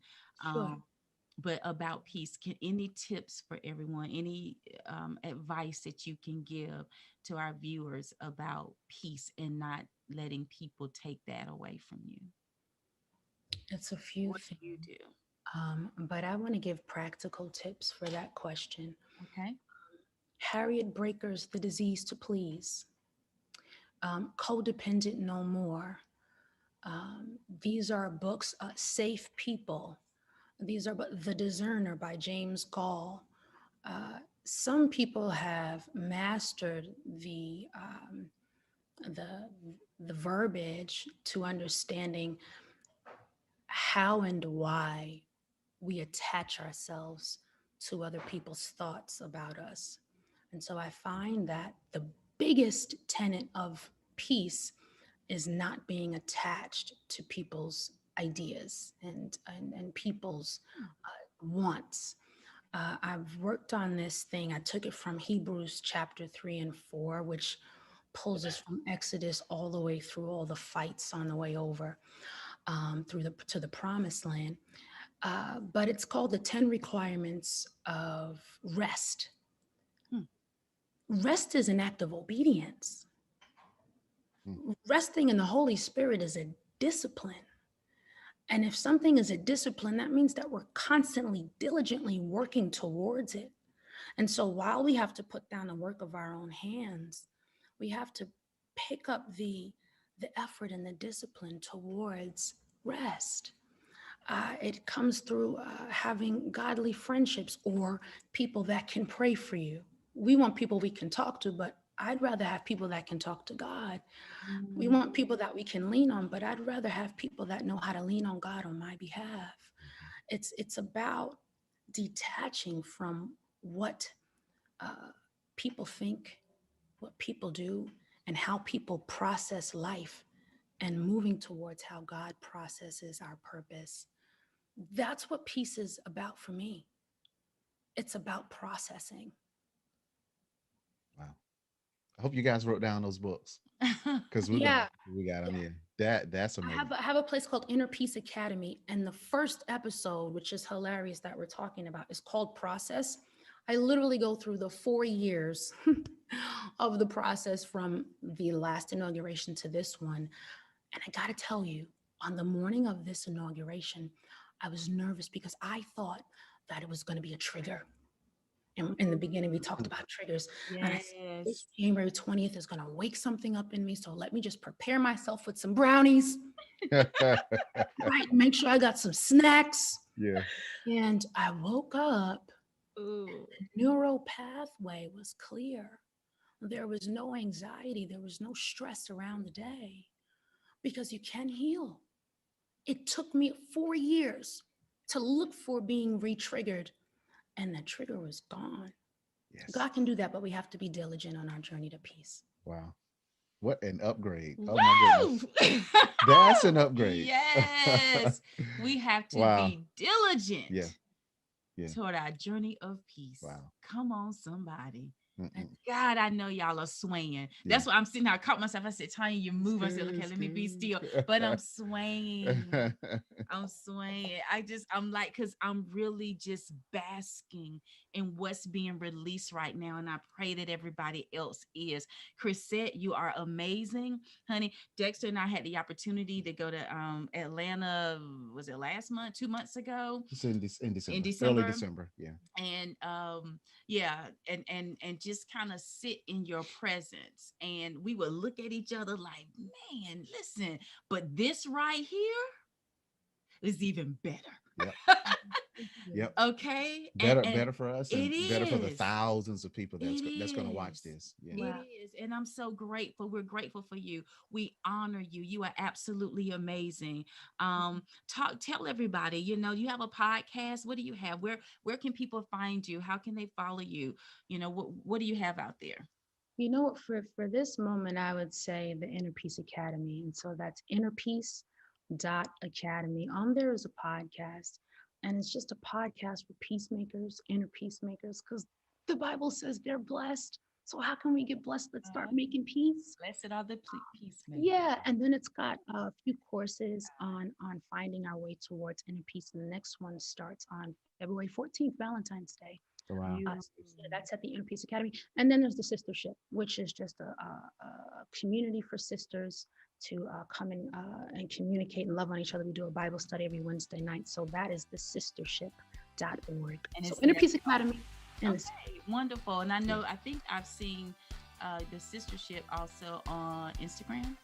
Yeah, if you go to Instagram, just click the link in my bio. It's all there. Everything is there.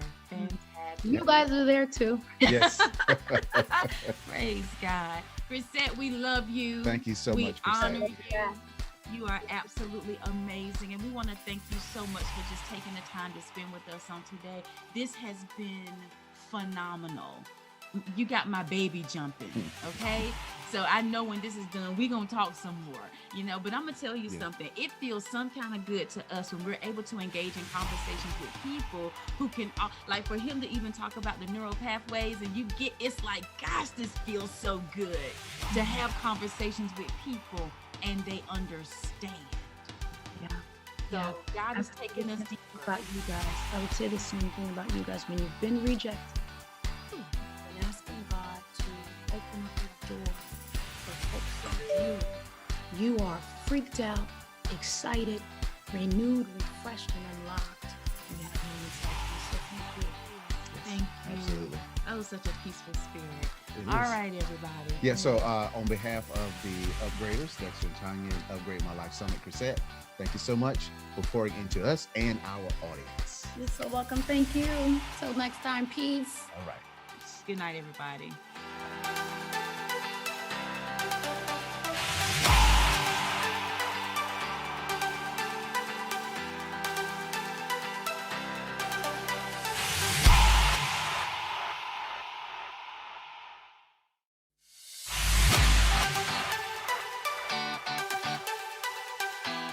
Okay, guys, have you ever heard of challenge-based coaching?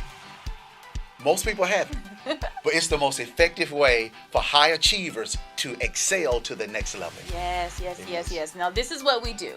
We challenge high achievers and those who desire to be. And we do this by basically pushing and pulling you, helping you to elevate to the highest and best versions of yourselves. Absolutely. And you know, most of us have been underachieving with mediocre results, but not here. This is your place to be challenged.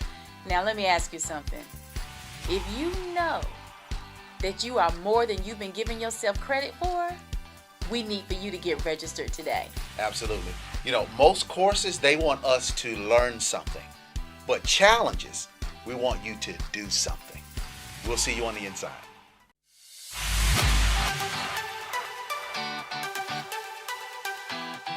Hi, my name is Michelle Phillips, and I would like to share with you how working with the Upgraders has helped me to transform my thinking, my actions, and my life. I knew that there was more to life than what I was experiencing. I knew that there was greatness on the inside of me, but I didn't execute on that greatness. There were so many goals and dreams that I had, but oftentimes I didn't take action. Why? Because I was afraid. I wanted more out of life, and I was ready to move forward. That's when my work with the Upgraders began. They helped me to understand the subconscious mind and how there were blockages that were hindering me from moving forward. They helped me to understand the power of my thinking and how I could transform my thoughts to create the reality that I desire. As a result of our work together, I am more confident. I understand the power that exists on the inside of me. I am able to recognize negative thoughts when they try to appear and shift my mindset at that very moment. Because of my work with the Upgraders, I no longer allow fear to paralyze me, but instead, I allow it to propel me into my future. I am so grateful for the Upgraders and the work that we are doing together.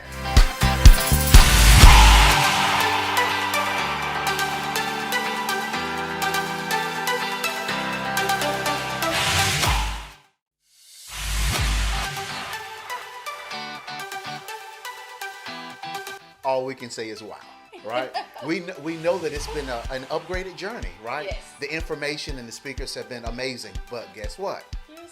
There's more. There is more. So how many of you, we want you to get ready for the incredible Miss E.R. Spalding. And Dexter, I can remember when we met E.R. We met her actually in Chicago, Illinois, while we sat there in a class, a workshop, over a course of days. Yeah, it's like 4 or 5 days. Yeah, it was a while. And it was an Inspired to Speak workshop that we were a part of. We were all receiving certifications as public speakers, and I'm telling you, I can remember being mesmerized by her personally, and I saw how captivating she was when she spoke. I also saw how she just caught on to the information so well, and it was something that I needed. It was something that really encouraged me, and from the onset, she has always brought such dignity and passion to everything that she does. And so we're excited today for you guys to draw some nuggets from her as she prepares to share with us. But first, let's tell you a little bit more about Miss E.R. You gotta hear a little bit about Just her. a little bit about her. Okay? Listen to this. So E.R. Spalding is a life and business integration strategist specifically for evolving leaders and entrepreneurs who choose a transformational way of being, thinking, and doing. She teaches a reimagined way to combine purpose, passion, prosperity, and profit into your life, leadership, and business. Having managed assets in excess of $12 million, created organizational growth in, for, and nonprofit sectors, and created sustainable business processes for companies throughout the United States, Israel, South Africa, and Ghana. E.R. Spalding is the founder and CEO of E.R. Spalding LLC and Black Women Startup LLC. Ladies and gentlemen, Miss E.R. Spalding.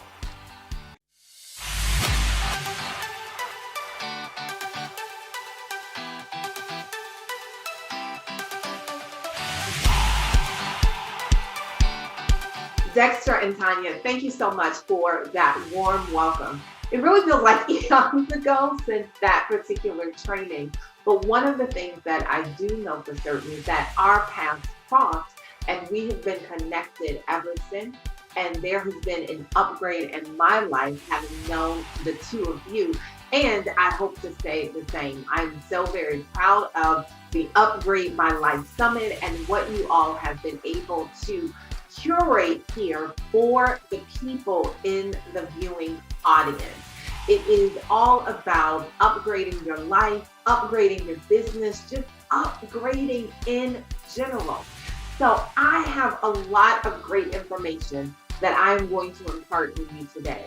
But before we can get there, I want to make sure that you do a couple of things. So if you look right below this video, there's going to be a button down there that says click here to get your broadcast guide and to download your notebook. If you have not done that already, make sure that you go ahead and do that right now, because all of the information that I'm going to give you, you want to take notes on, right? So if you are an entrepreneur, if you think about being an entrepreneur, if you are dabbling with a little side hustle and you're like, maybe I'm going to step out there and do some things, you want to make sure that you pay close attention, because what I do with my tribe of individuals is make sure that they can print money on demand. Now, if you don't know what that looks like, feels like, sounds like, then like I said, download your notebook so that we can go ahead and do that. As they stated, my name is E.R. Spalding, and I am the founder of Black Women Startup, where I support women who are transitioning from their career into cash flow positive businesses, right? Cash flow positive startups, where they don't have to minimize who they are.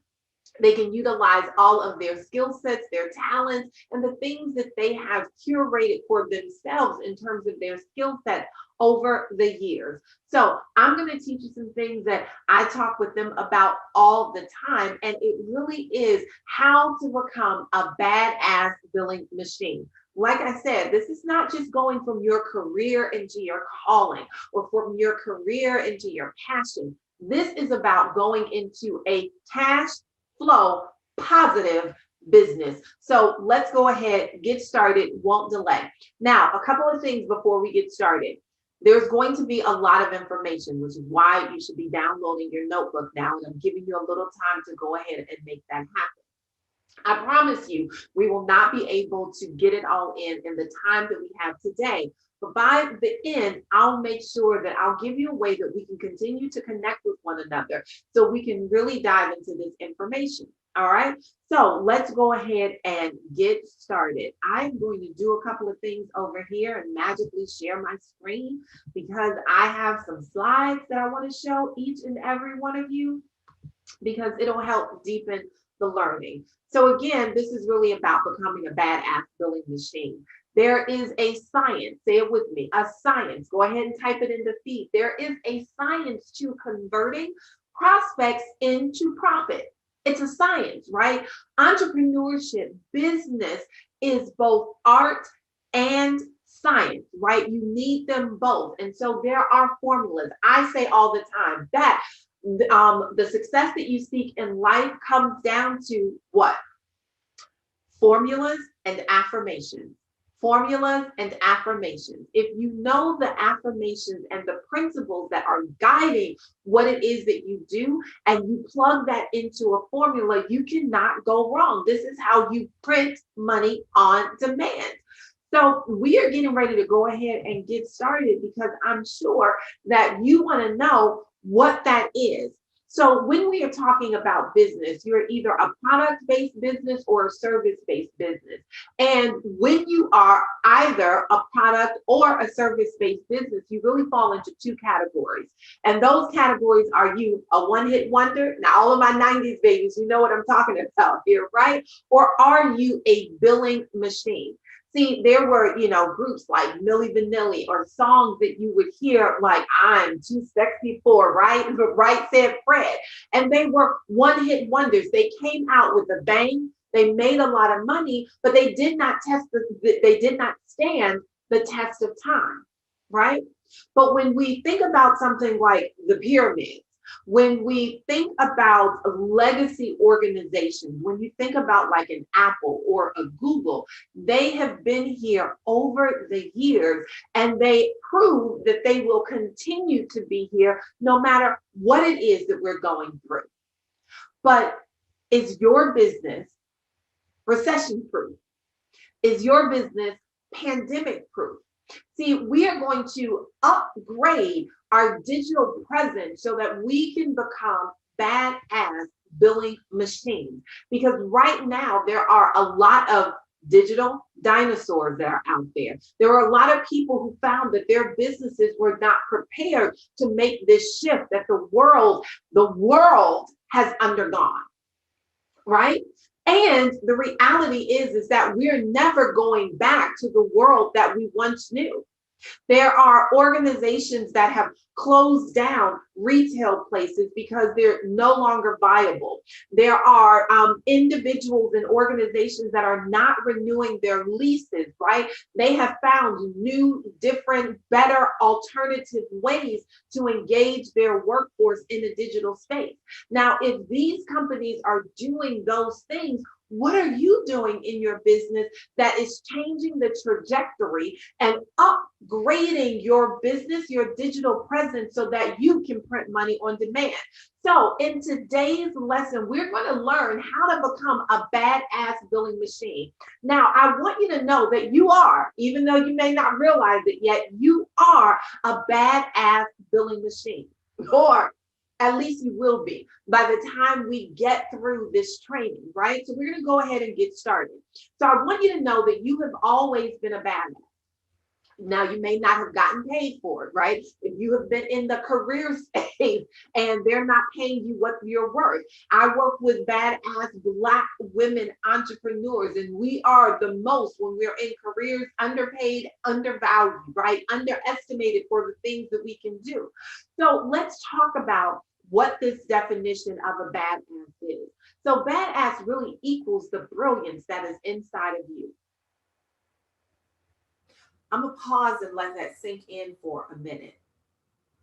Being a badass is the equivalent of the brilliance that resides inside of you.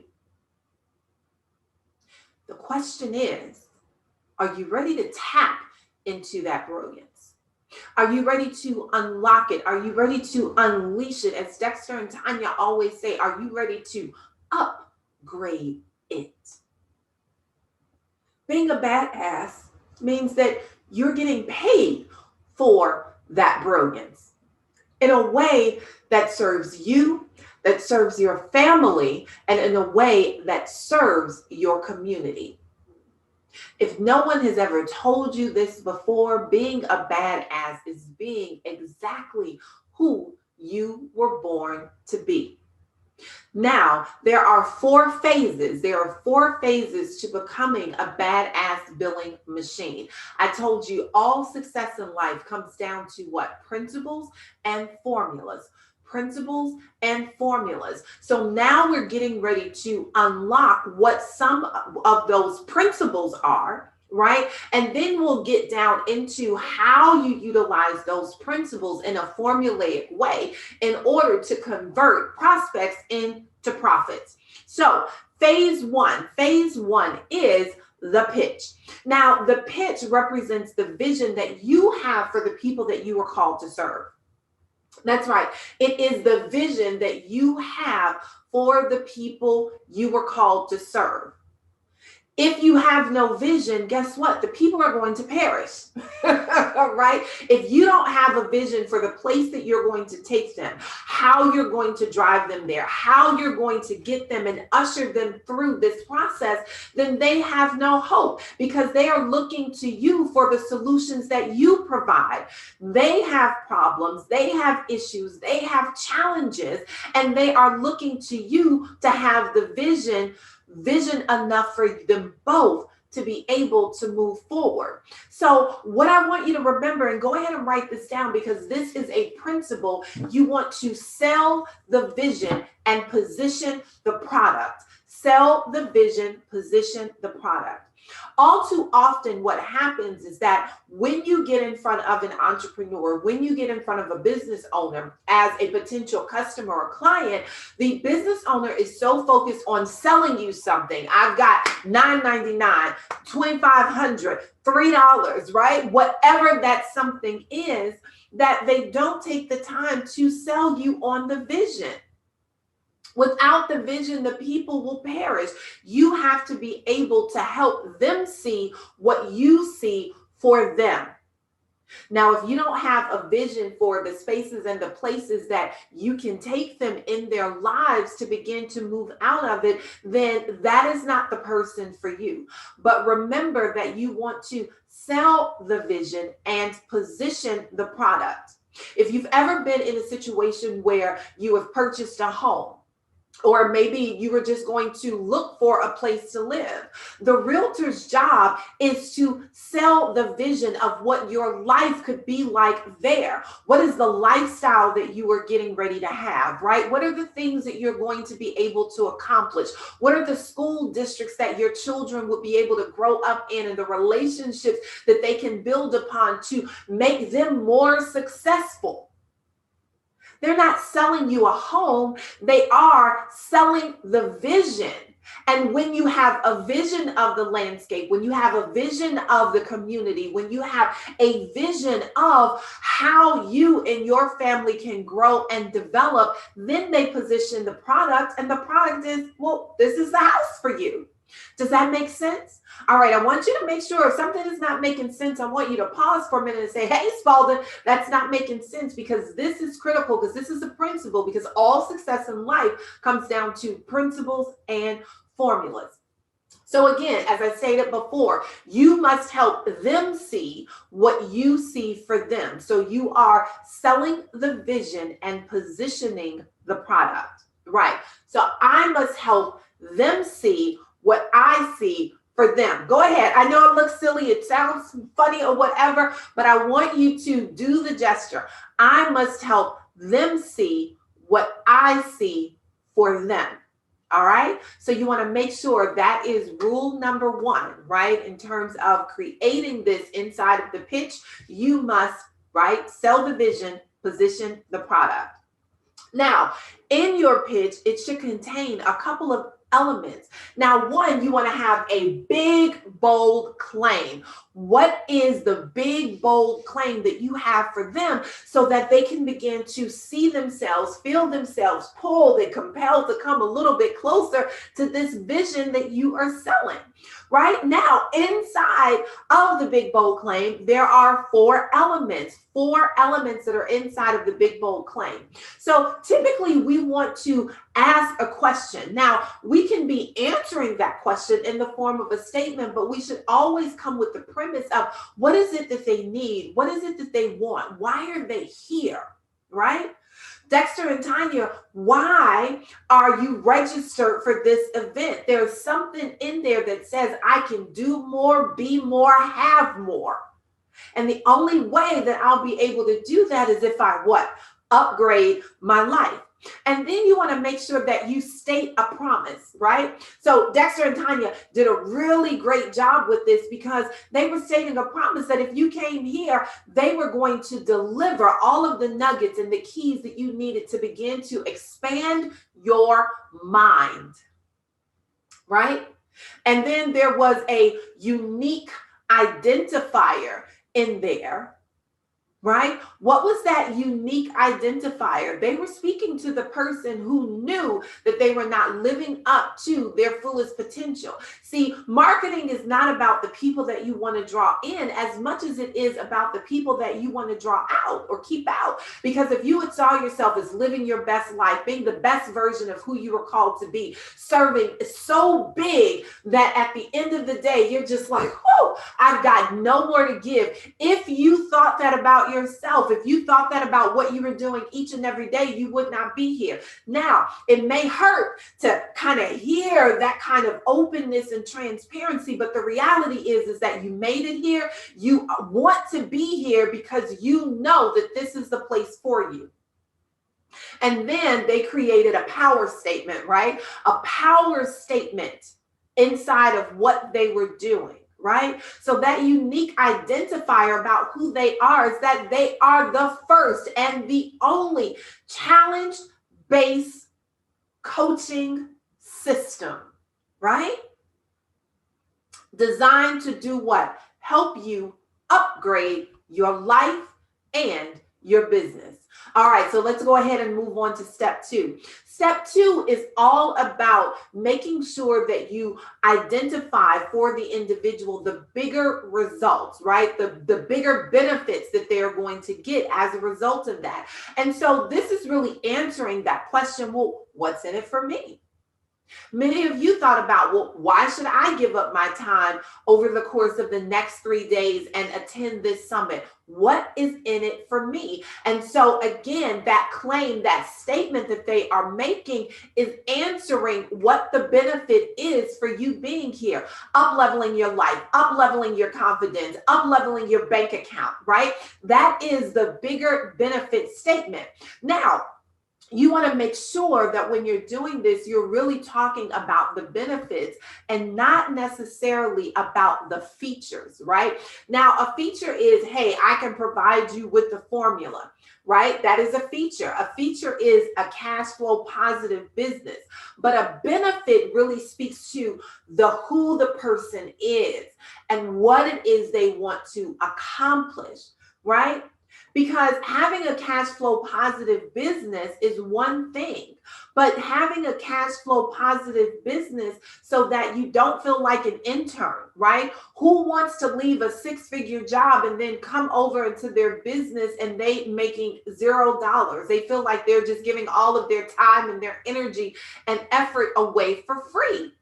It's time out for that. Nobody wants that, right? Having a customized billing system, that is a feature.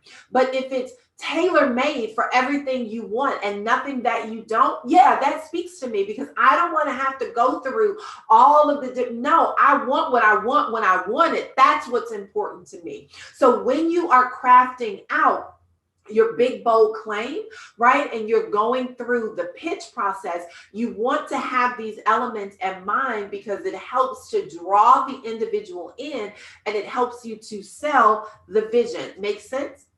Now, in step 3, you also want to talk about the biggest results, right? What are going to be the biggest results as, you know, coming through this process, attending this event, being able to see themselves inside of the vision. And so being successful and fulfilled, that's a result. Because many of us are successful, but we hadn't been fulfilled in our careers. We were thinking to ourselves, I don't know why I keep getting up doing this over and over and over again. Yeah, the money is good, but what does that all mean if I can never spend time with the individuals that I love? I'm not fulfilled. My children are growing up.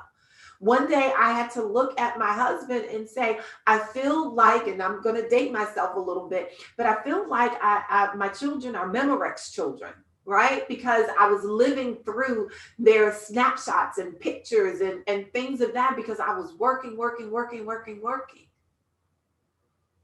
So what are the biggest results that you can deliver for an individual?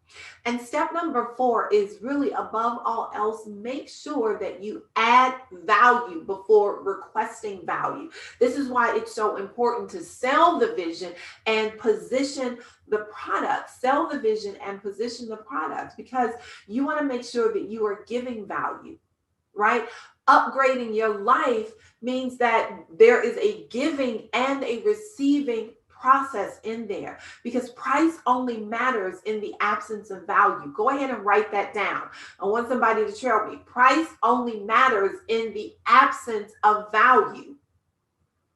If something is valuable enough to you, you will just about pay anything, no qualms. When you find that individuals have been haggling with you on your price and what it is that you do and show me all of this, it's because you haven't established for them in their mind enough value. If we go back to our real estate kind of scenario, right? People oftentimes overpay for properties. Why? Because there is so much value that has been built up in what they saw in the vision that they're like, I'm not losing this property here. I am going to outbid the competition. And it's like they will go and find it, extend the loan, go and borrow money, tap into a 401k in order to make it happen and to get it done. So when you are thinking about being a badass billing machine, you want to ensure that you are constantly adding value, because price only matters in the absence of value. Now, we're getting ready to move along. So there are 4 elements that are inside of the pitch now, and that is talking about the principles that kind of undergird, right, the information that we're going to get. Now we're going to start talking a little bit about how the formulas come into play, and there are 4 types of pitches, all right? So there is the person-to-person pitch. And this is where a lot of my dinosaurs have found themselves, because, you know, they're salespeople, or they are looking retail stores where they have a commercial space and people are coming in. Well, guess what? The world just got flipped upside down on its head, and that is no longer happening. So this person-to-person pitch, where I see you, I meet you, I shake your hand, I'm building up this great rapport. Whereas that used to be one of the ways that we can pitch, it has quickly diminished because of the environment that we're in. And let me tell you something, we're not going back to that environment anytime soon, as we all very well know. But there is, and we put it here for reference sake, there is the person-to-person pitch, because you may still find yourself in a position where you are meeting with an individual. Then there is the presentation style pitch, right? So a presentation is just like something that's happening right here. Now, even though this is educational and training, you may find yourself on a platform, right, where you're talking to small and large groups of individuals. A lot of times what's happening now is that it's in a digital environment. But if you've ever gone to a conference, if you've been in a meeting or different things of that nature, then either you have prepared a presentation or you have have listened to a presentation. So all the world is a stage, right? So podcast, that is a presentation style pitch. If you're on the podcast, if you are on television, if you are at a digital summit or a conference, live and automated webinars, if you're on the conference call, again, presentation being provided. Then there is the digital pitch, and this comes in the form of a sales page, right? So a digital event, everything is happening. You may not ever get an opportunity to talk to the person, but you are pitching them because they get to a sales page. They get to see the vision that you have for them on the sales page, right? Imagine going to Nordstrom's, right? And you are on their website. That is a sales page. It draws you in. Target, different places of that nature. You saw, right? If you're here at this conference, there was a sales page, a registration page that said, come on, let us show you this vision. And you bought into that vision and you are here today. And then there is the commercial pitch. Now, the commercial pitch can be done via radio or YouTube, television, LinkedIn, Facebook ads, right? But those are those targeted, and typically they are paid for, right? CPC, cost per click, some type of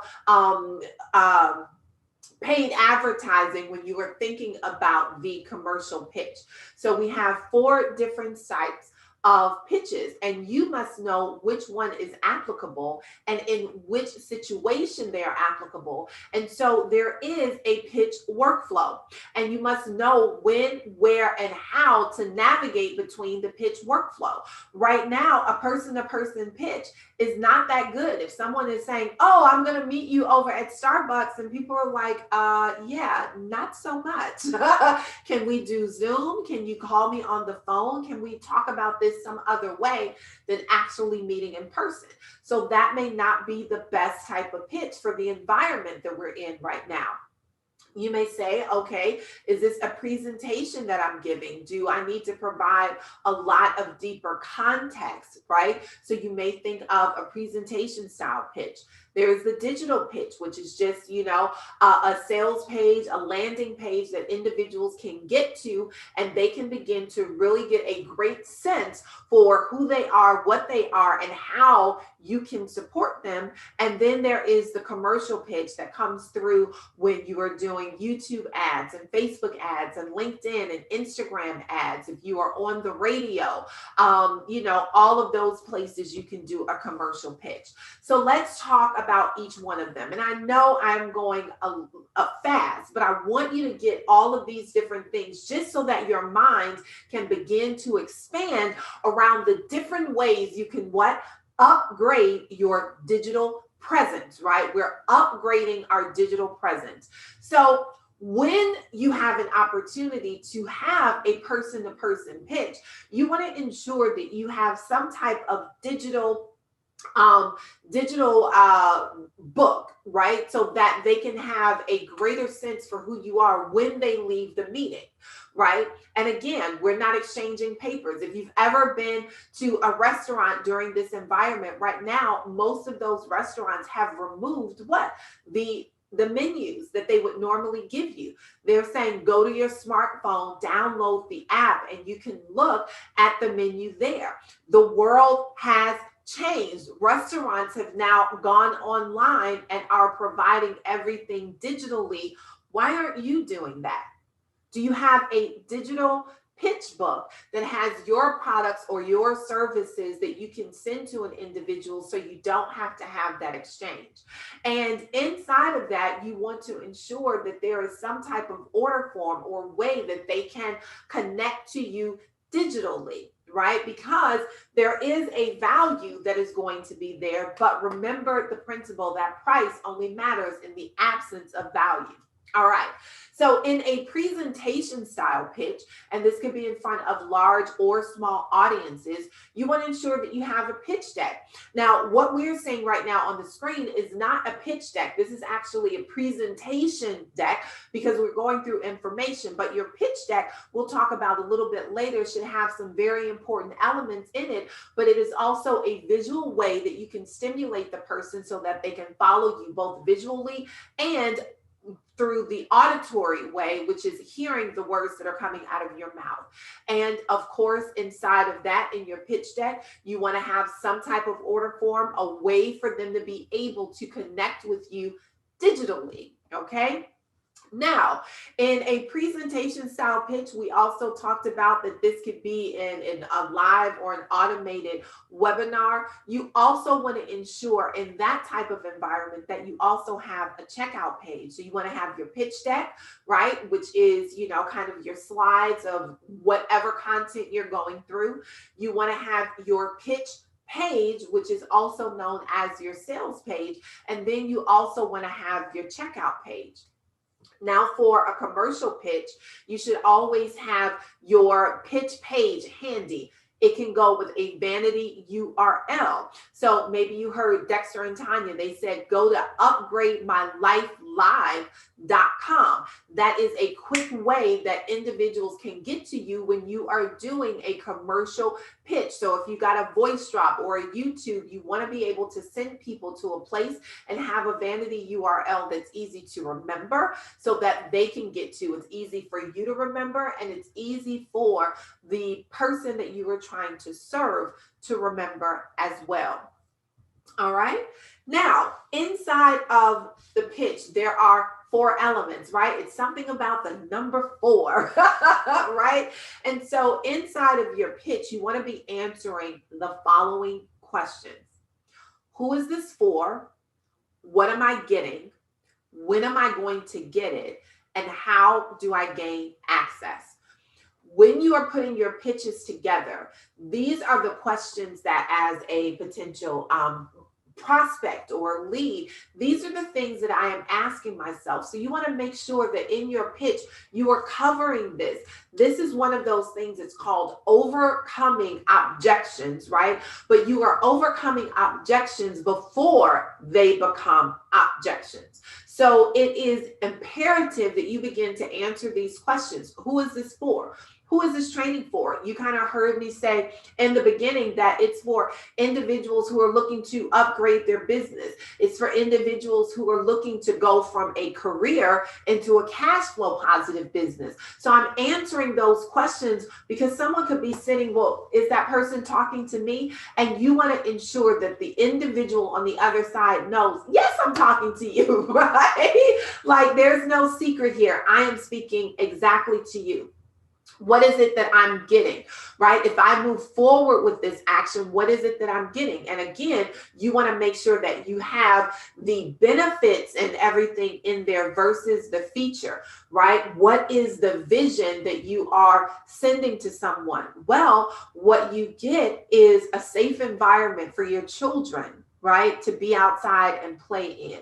What you are getting are neighbors who enjoy making sure that the block club, right, is really connected. What you're getting is a place for the dog to run in the backyard and have acres of land back there to go and sniff and do all of the things that they love to do, right? What am I getting?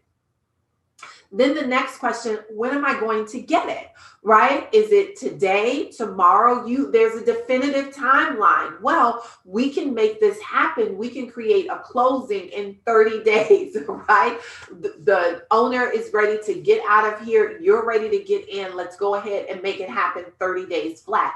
And then how do I gain access? What are the steps that we're going to go through? Well, there are going to be some closing documents, and you've got your escrow, and you've got your loan papers, and all of these things. How do I gain access to my new home? So all of these things you want to be able to talk about. Now, here's another principle. Pitches introduce. They do not sell. This is another, kind of faux pas that individuals make. pitches introduce, they do not sell. They introduce the vision, not sell the product. They introduce the vision, not sell the product. So when we are creating a pitch deck, we want to make sure that we are selling the vision and not pitching the product. So we talked about earlier that in this new digital environment, getting our presence together, we should have a pitch deck. Now, when we're putting a pitch deck together, we don't want to, put the entire kitchen sink in there. We want to be concise in what it is that we do and how we say it. So we want to make sure that there are probably no more than about 20 slides in there. So you want to have some type of digital pitch page, right? You can't be online in a digital environment and you don't have a place for people to land on, right? A place for you to be able to sell that vision. So a digital sales page can look something like this. It doesn't even have to be long, but this is one of the things that we put together for Jill Tankard when she was talking about her conference. This was back in the ages. And so again, the digital page and the sales page can be known as the same thing, right? A landing page, a digital pitch page, right? A sales page, they're all the same thing. Now, a digital pitch page and a checkout page are not. So there are distinctions. A sales page, a landing page, a digital pitch page, all of those things are the same thing, but a pitch page and a checkout page are not. So here's just a sample of a pitch page here where we were working with Dr. Sonia Stribling, and she was going through and talking about different women and how you can begin to change the trajectory of your life by owning and standing in your power, right? And so as you can see, she is talking to individuals and pulling out this vision that she was able to have for them, right? We're looking for high achieving women. If that's something that is you, then go ahead and stand up. And one of the reasons that we are here and created the I Own My Power Club is for X, Y, and Z. So again, it is selling the vision so that the product can be positioned, and you always have the product on the checkout page. So a digital pitch page speaks to the vision, and a checkout page speaks to the investment, right? The investment. How are individuals going to have the opportunity to invest in themselves, right? At the level in which they expect result. So the purpose of your pitch is to build value, because we never talk price without giving value. Okay. All right. So when you think about your pitch page, there are several places and platforms that you can upload this to. So these are some tools and some resources for you. So make sure that you write this down, right? ClickFunnels, WordPress, Lead Pages. These are all very easy and simple to use tools so that you can get your online presence. You can up-level your presence by putting your digital pitch page up. Now, inside of the pitch page, you want to have things like testimonials. Now, I know some people are like, well, if I'm new in business, Spalding, how would I have a testimonial? You have served somebody in a capacity before, right? No one is going out into entrepreneurship and they're saying, I'm completely delving into something new. I have no idea what to do, how to do it. You have had some type of previous experience that have drawn you into this particular arena, and you can utilize that to provide testimonials so that when someone lands on your digital pitch page, they are assured that what? You know what you're doing. You know what you're talking about, right? Now, you also want to have a checkout page. Now, this is a separate page because you should never talk price without providing value. And the place that you provide value is not the same space that you hold for talking about the investment. So you have your digital pitch page, and then you have your checkout page, and they should be completely separate. All right. So when we think about a checkout page, right, this is where we are kind of recapping some of the things and talking about the different ways that individuals can invest with you, right? She's talking about a blueprint here and how to get paid and your finances and all of those different things. And then ultimately, when we get down a little further, you'll find that there will be some pricing elements in there so people can understand how to invest with you. Right? Now, another form of a digital checkout page doesn't necessarily correlate one for one with this is where we collect the money. So right here, what we did with Dr. Stephanie D. Barnes, the C-suite, is that we have people come and create appointments. So that is another form of a checkout page where people can schedule an appointment with you because maybe there needs to be further conversation around it. Most people are not making $25,000, $40,000, in some instances $2,500 investments without having an opportunity to speak with someone who can provide them value, show them the vision, right? Sell the vision so they can position the product. So if you have something that is a little higher tier, it costs a little bit more than the average bearer, there are just some unique qualities around it, then you want to create a checkout page that goes into what we call a high ticket appointment page so that you can have further conversations with individuals. Now, again, when you're putting your checkout pages together, you can do ClickFunnels, WordPress, and then there are some other tools and resources like Keep, which was formerly Infusionsoft, Keep by Infusionsoft, or Pay Kickstart. And those are just to name a few. There are plenty out there, but this is just to give you a sense or a starting point where you can go.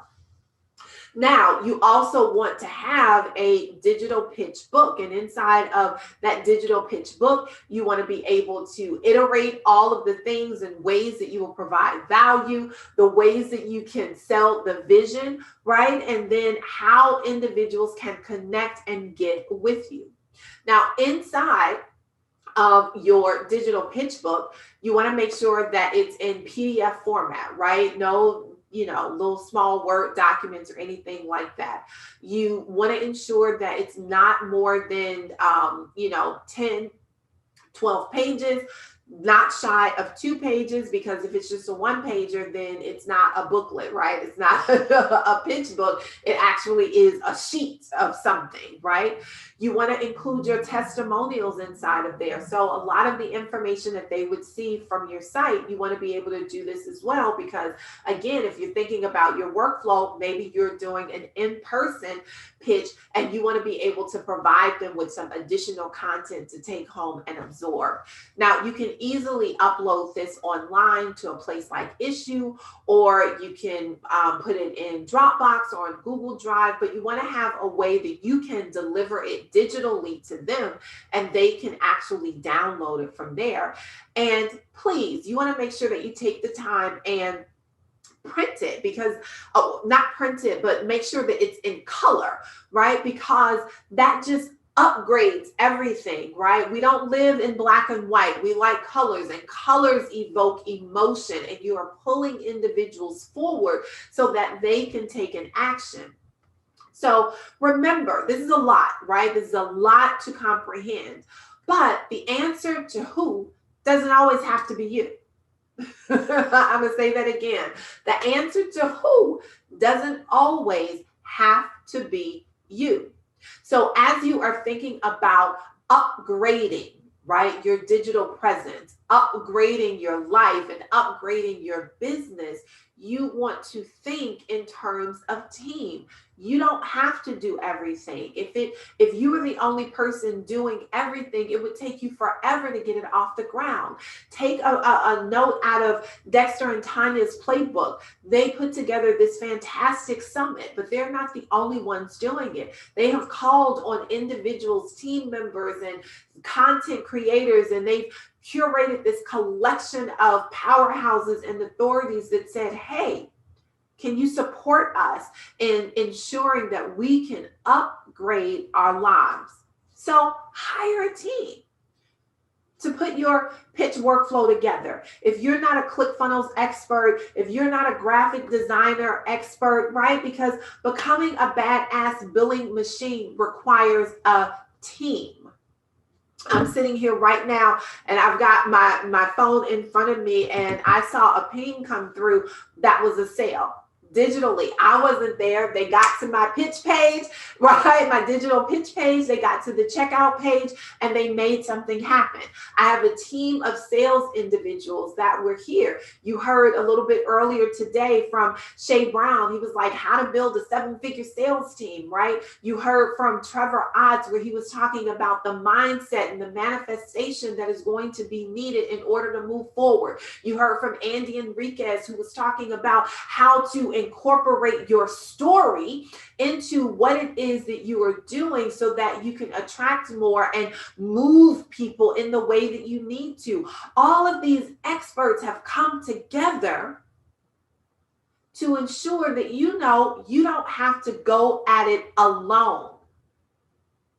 The Scotts are here to challenge you, right? They are challenging you to be better, do better. Not just learn something. See, that's the difference between coaches, right? Coaches just want you to learn something, but challengers want you to do something. And this is what Dexter and Tanya are challenging you to do. They challenged you to be here. They challenged you to show up. They challenged you to play full out on the court every day over the course of the 3 days.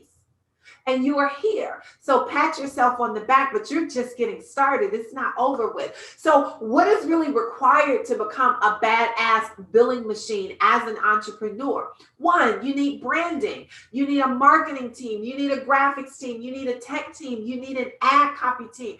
And you will find that you will need so much more. So again, the answer to who doesn't always have to be you, but you don't have to take my word for it. These are individuals that we have worked with in the past, that we have supported in creating the strategies and the systems and the funnels and the automation and the integrations to help them move from being what? Career individuals to cash flow positive inside of their businesses. Right? So you really want to have a process. We talked about that pitch workflow, right? We talked about the 4 elements that should be inside of a pitch, and we only really talked about the first one. There's still 3 more to go. But if you don't have a process, you are just winging it. And if you're winging it, by no stretch of the imagination are you going to be able to become a badass billing machine. There's no way. You must have a process, right? So if your price points are all over the place, if you don't have a destination place where individuals can land, begin to engage and interact with you, then you're not consistent with what it is that you want, and you will never have the ability to print money on demand. Right? And this is what it's all about. Because upgrading your digital presence means that you're not subject to whatever is going on in the world. It said, be in the world, but not of it. We live here, we engage in it, but we're still profitable. There are other individuals that are going under that they don't know how to navigate in this new world because they have allowed themselves to become a dinosaur, and dinosaurs were what? Extinct. So don't allow this to be you. So I'm going to provide you a very special gift. So it's really time for you to rate yourself, or just really rate your understanding of where you are. So go ahead and text the keyword PROFIT, PROFIT, to 773-993-1652. You want to text the keyword PROFIT to 773-993-1652. And what's going to happen is that you're going to get the pitch to profitability index. You're going to get the pitch to profitability index. And what this index is going to do is that it's going to begin to walk you through a lot of the information that was covered. right? A lot of the information that was covered. And it will also give you the ability to connect with me if you want to begin to really understand how you can put these things in place for yourself so that you can upgrade your digital presence and become a badass billing machine. Because guess what? Being a badass equals your brilliance. Being a badass equals your bold claims and statements that you make in the world. Being a badass really means that you are solving problems so big that you don't have to be subjected to anything that is occurring in the world. So I am so very grateful and honored that you have taken a little bit of time with me today. And you are here with the upgraders at the Upgrade My Life Summit. Do yourself a favor. Continue to be here with all of the fantastic speakers. Learn and absorb everything that you need so that you can upgrade your life. My name is E.R. Spalding. I am the founder of Black Woman Startup, and it has been my divine pleasure to be here with you, to take you and allow you to be able to print money on demand. All right, I will talk with you later. Bye now.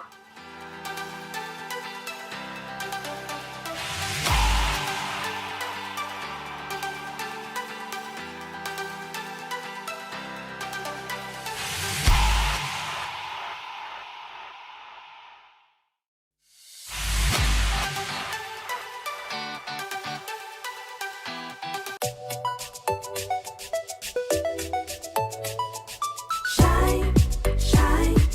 All you gotta do is shine. In spite of all your worries, you gotta tell your story. Shine, shine. All you gotta do is shine. 'Cause when you tell your story, you giving God the glory.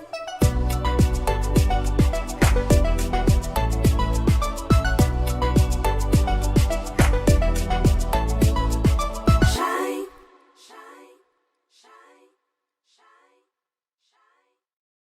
Shine, shine.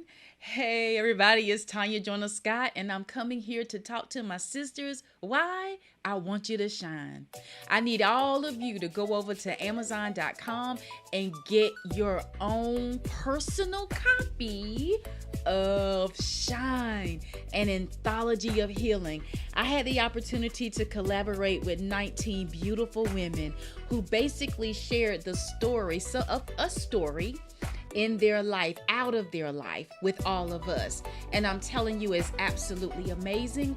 It is powerful. I wanted my children to have both parents. I didn't want him to be a part-time dad, a weekend dad, but I wasn't thinking about myself. It's when you begin to share, is when things begin to break. You know, I struggled with drugs for over 30 years. I mean, but that wasn't my own, that was just a symptom of what the real problem was. I was depressed. I would go to work smiling. Somebody would say with the mask. I had a big mask on. Me growing up and experiencing abuse on every level. I saw my mother brain, her head was split open.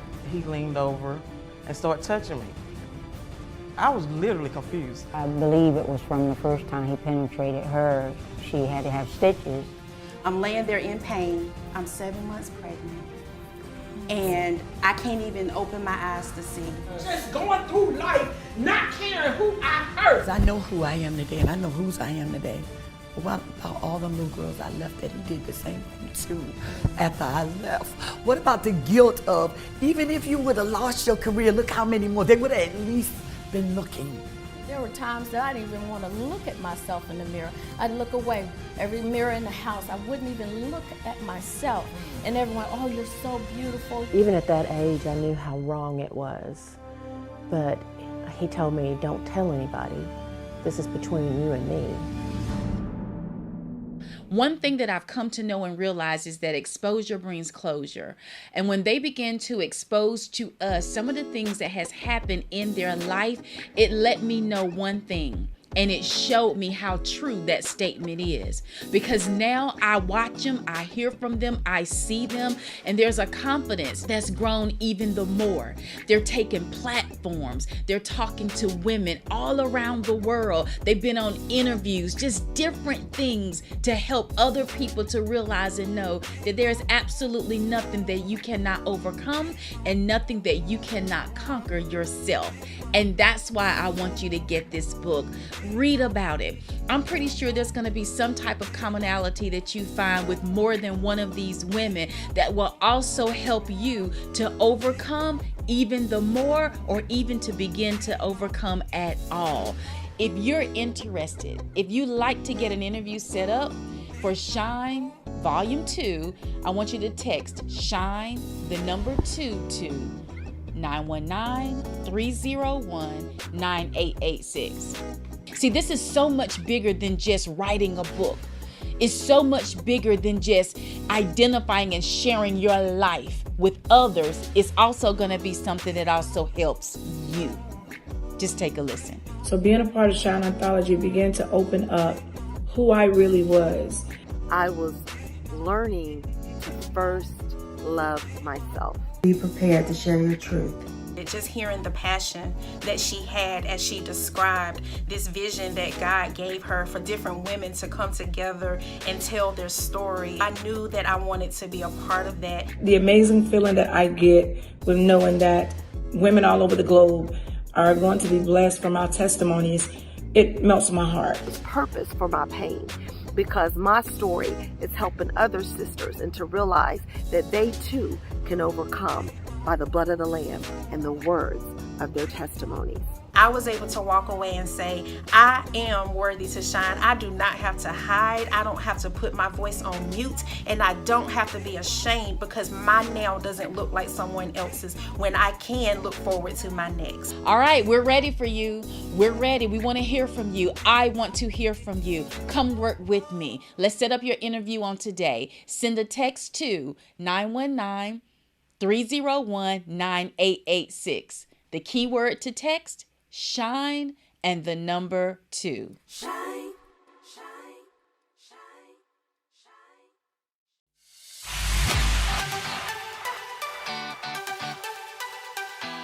shine. Okay, guys, have you ever heard of challenge-based coaching? Most people haven't, but it's the most effective way for high achievers to excel to the next level. Yes. Now, this is what we do.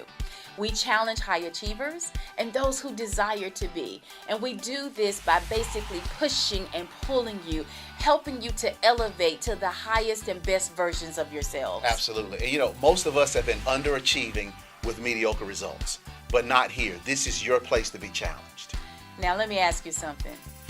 If you know that you are more than you've been giving yourself credit for, we need for you to get registered today. Absolutely. You know, most courses, they want us to learn something, but challenges, we want you to do something. We'll see you on the inside.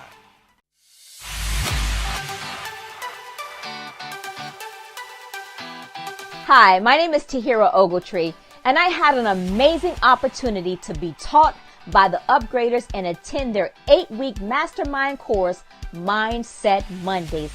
Tanya and Dexter Scott are a real powerhouse, and boy, I tell you, I have learned so much from them. One of my takeaways from Mindset Mondays was being open. You see, I used to struggle with getting my point across to people, and I would end up in conversations for long periods of time trying to get my point across, which left me feeling defeated, frustrated, and, you know, sometimes even angry, you know. But when I took Mindset Mondays, it allowed me to understand that when a person is not open to, you know, looking at different perspectives or different angles, then, you know, they're not open to receiving anything that I have to say, or maybe someone else has to say, or a new way of thinking. I learned so much in Mindset Mondays and from the Upgraders, and I am so grateful because I can now identify and shorten my conversations and no longer be frustrated when I'm in conversation with someone. I can identify their mindset, and I can, step away from that conversation and releasing them in love and understanding that it is okay, that, we all have room for growth, and we will not grow until we are open. It is like going to a store, wanting to go to a store, wanting to get into that store, but that door is closed. You cannot get in on the other side unless it's open. My name is Tahira Ogletree, and I have had a wonderful experience being taught by the Upgraders. Thank you so much.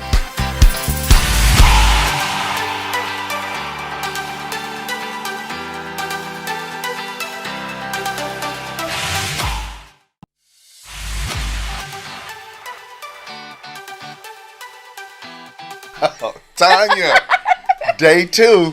Look, we thought day 1 was amazing, Yes. right? Day 2, oh my goodness, guys. I mean, if you're like us, we know that you're hyped, right? We've been getting messages, phone calls. People are just ready to upgrade. Yes. And this is what we had in mind. It is what we had in mind. Yeah. I'm almost kind of speechless right now. I'm like, I don't really know what to say. Yeah. And I'm thinking about both. Yeah. Just going from day 1, now coming to the end of our second day of Upgrade My Life Summit.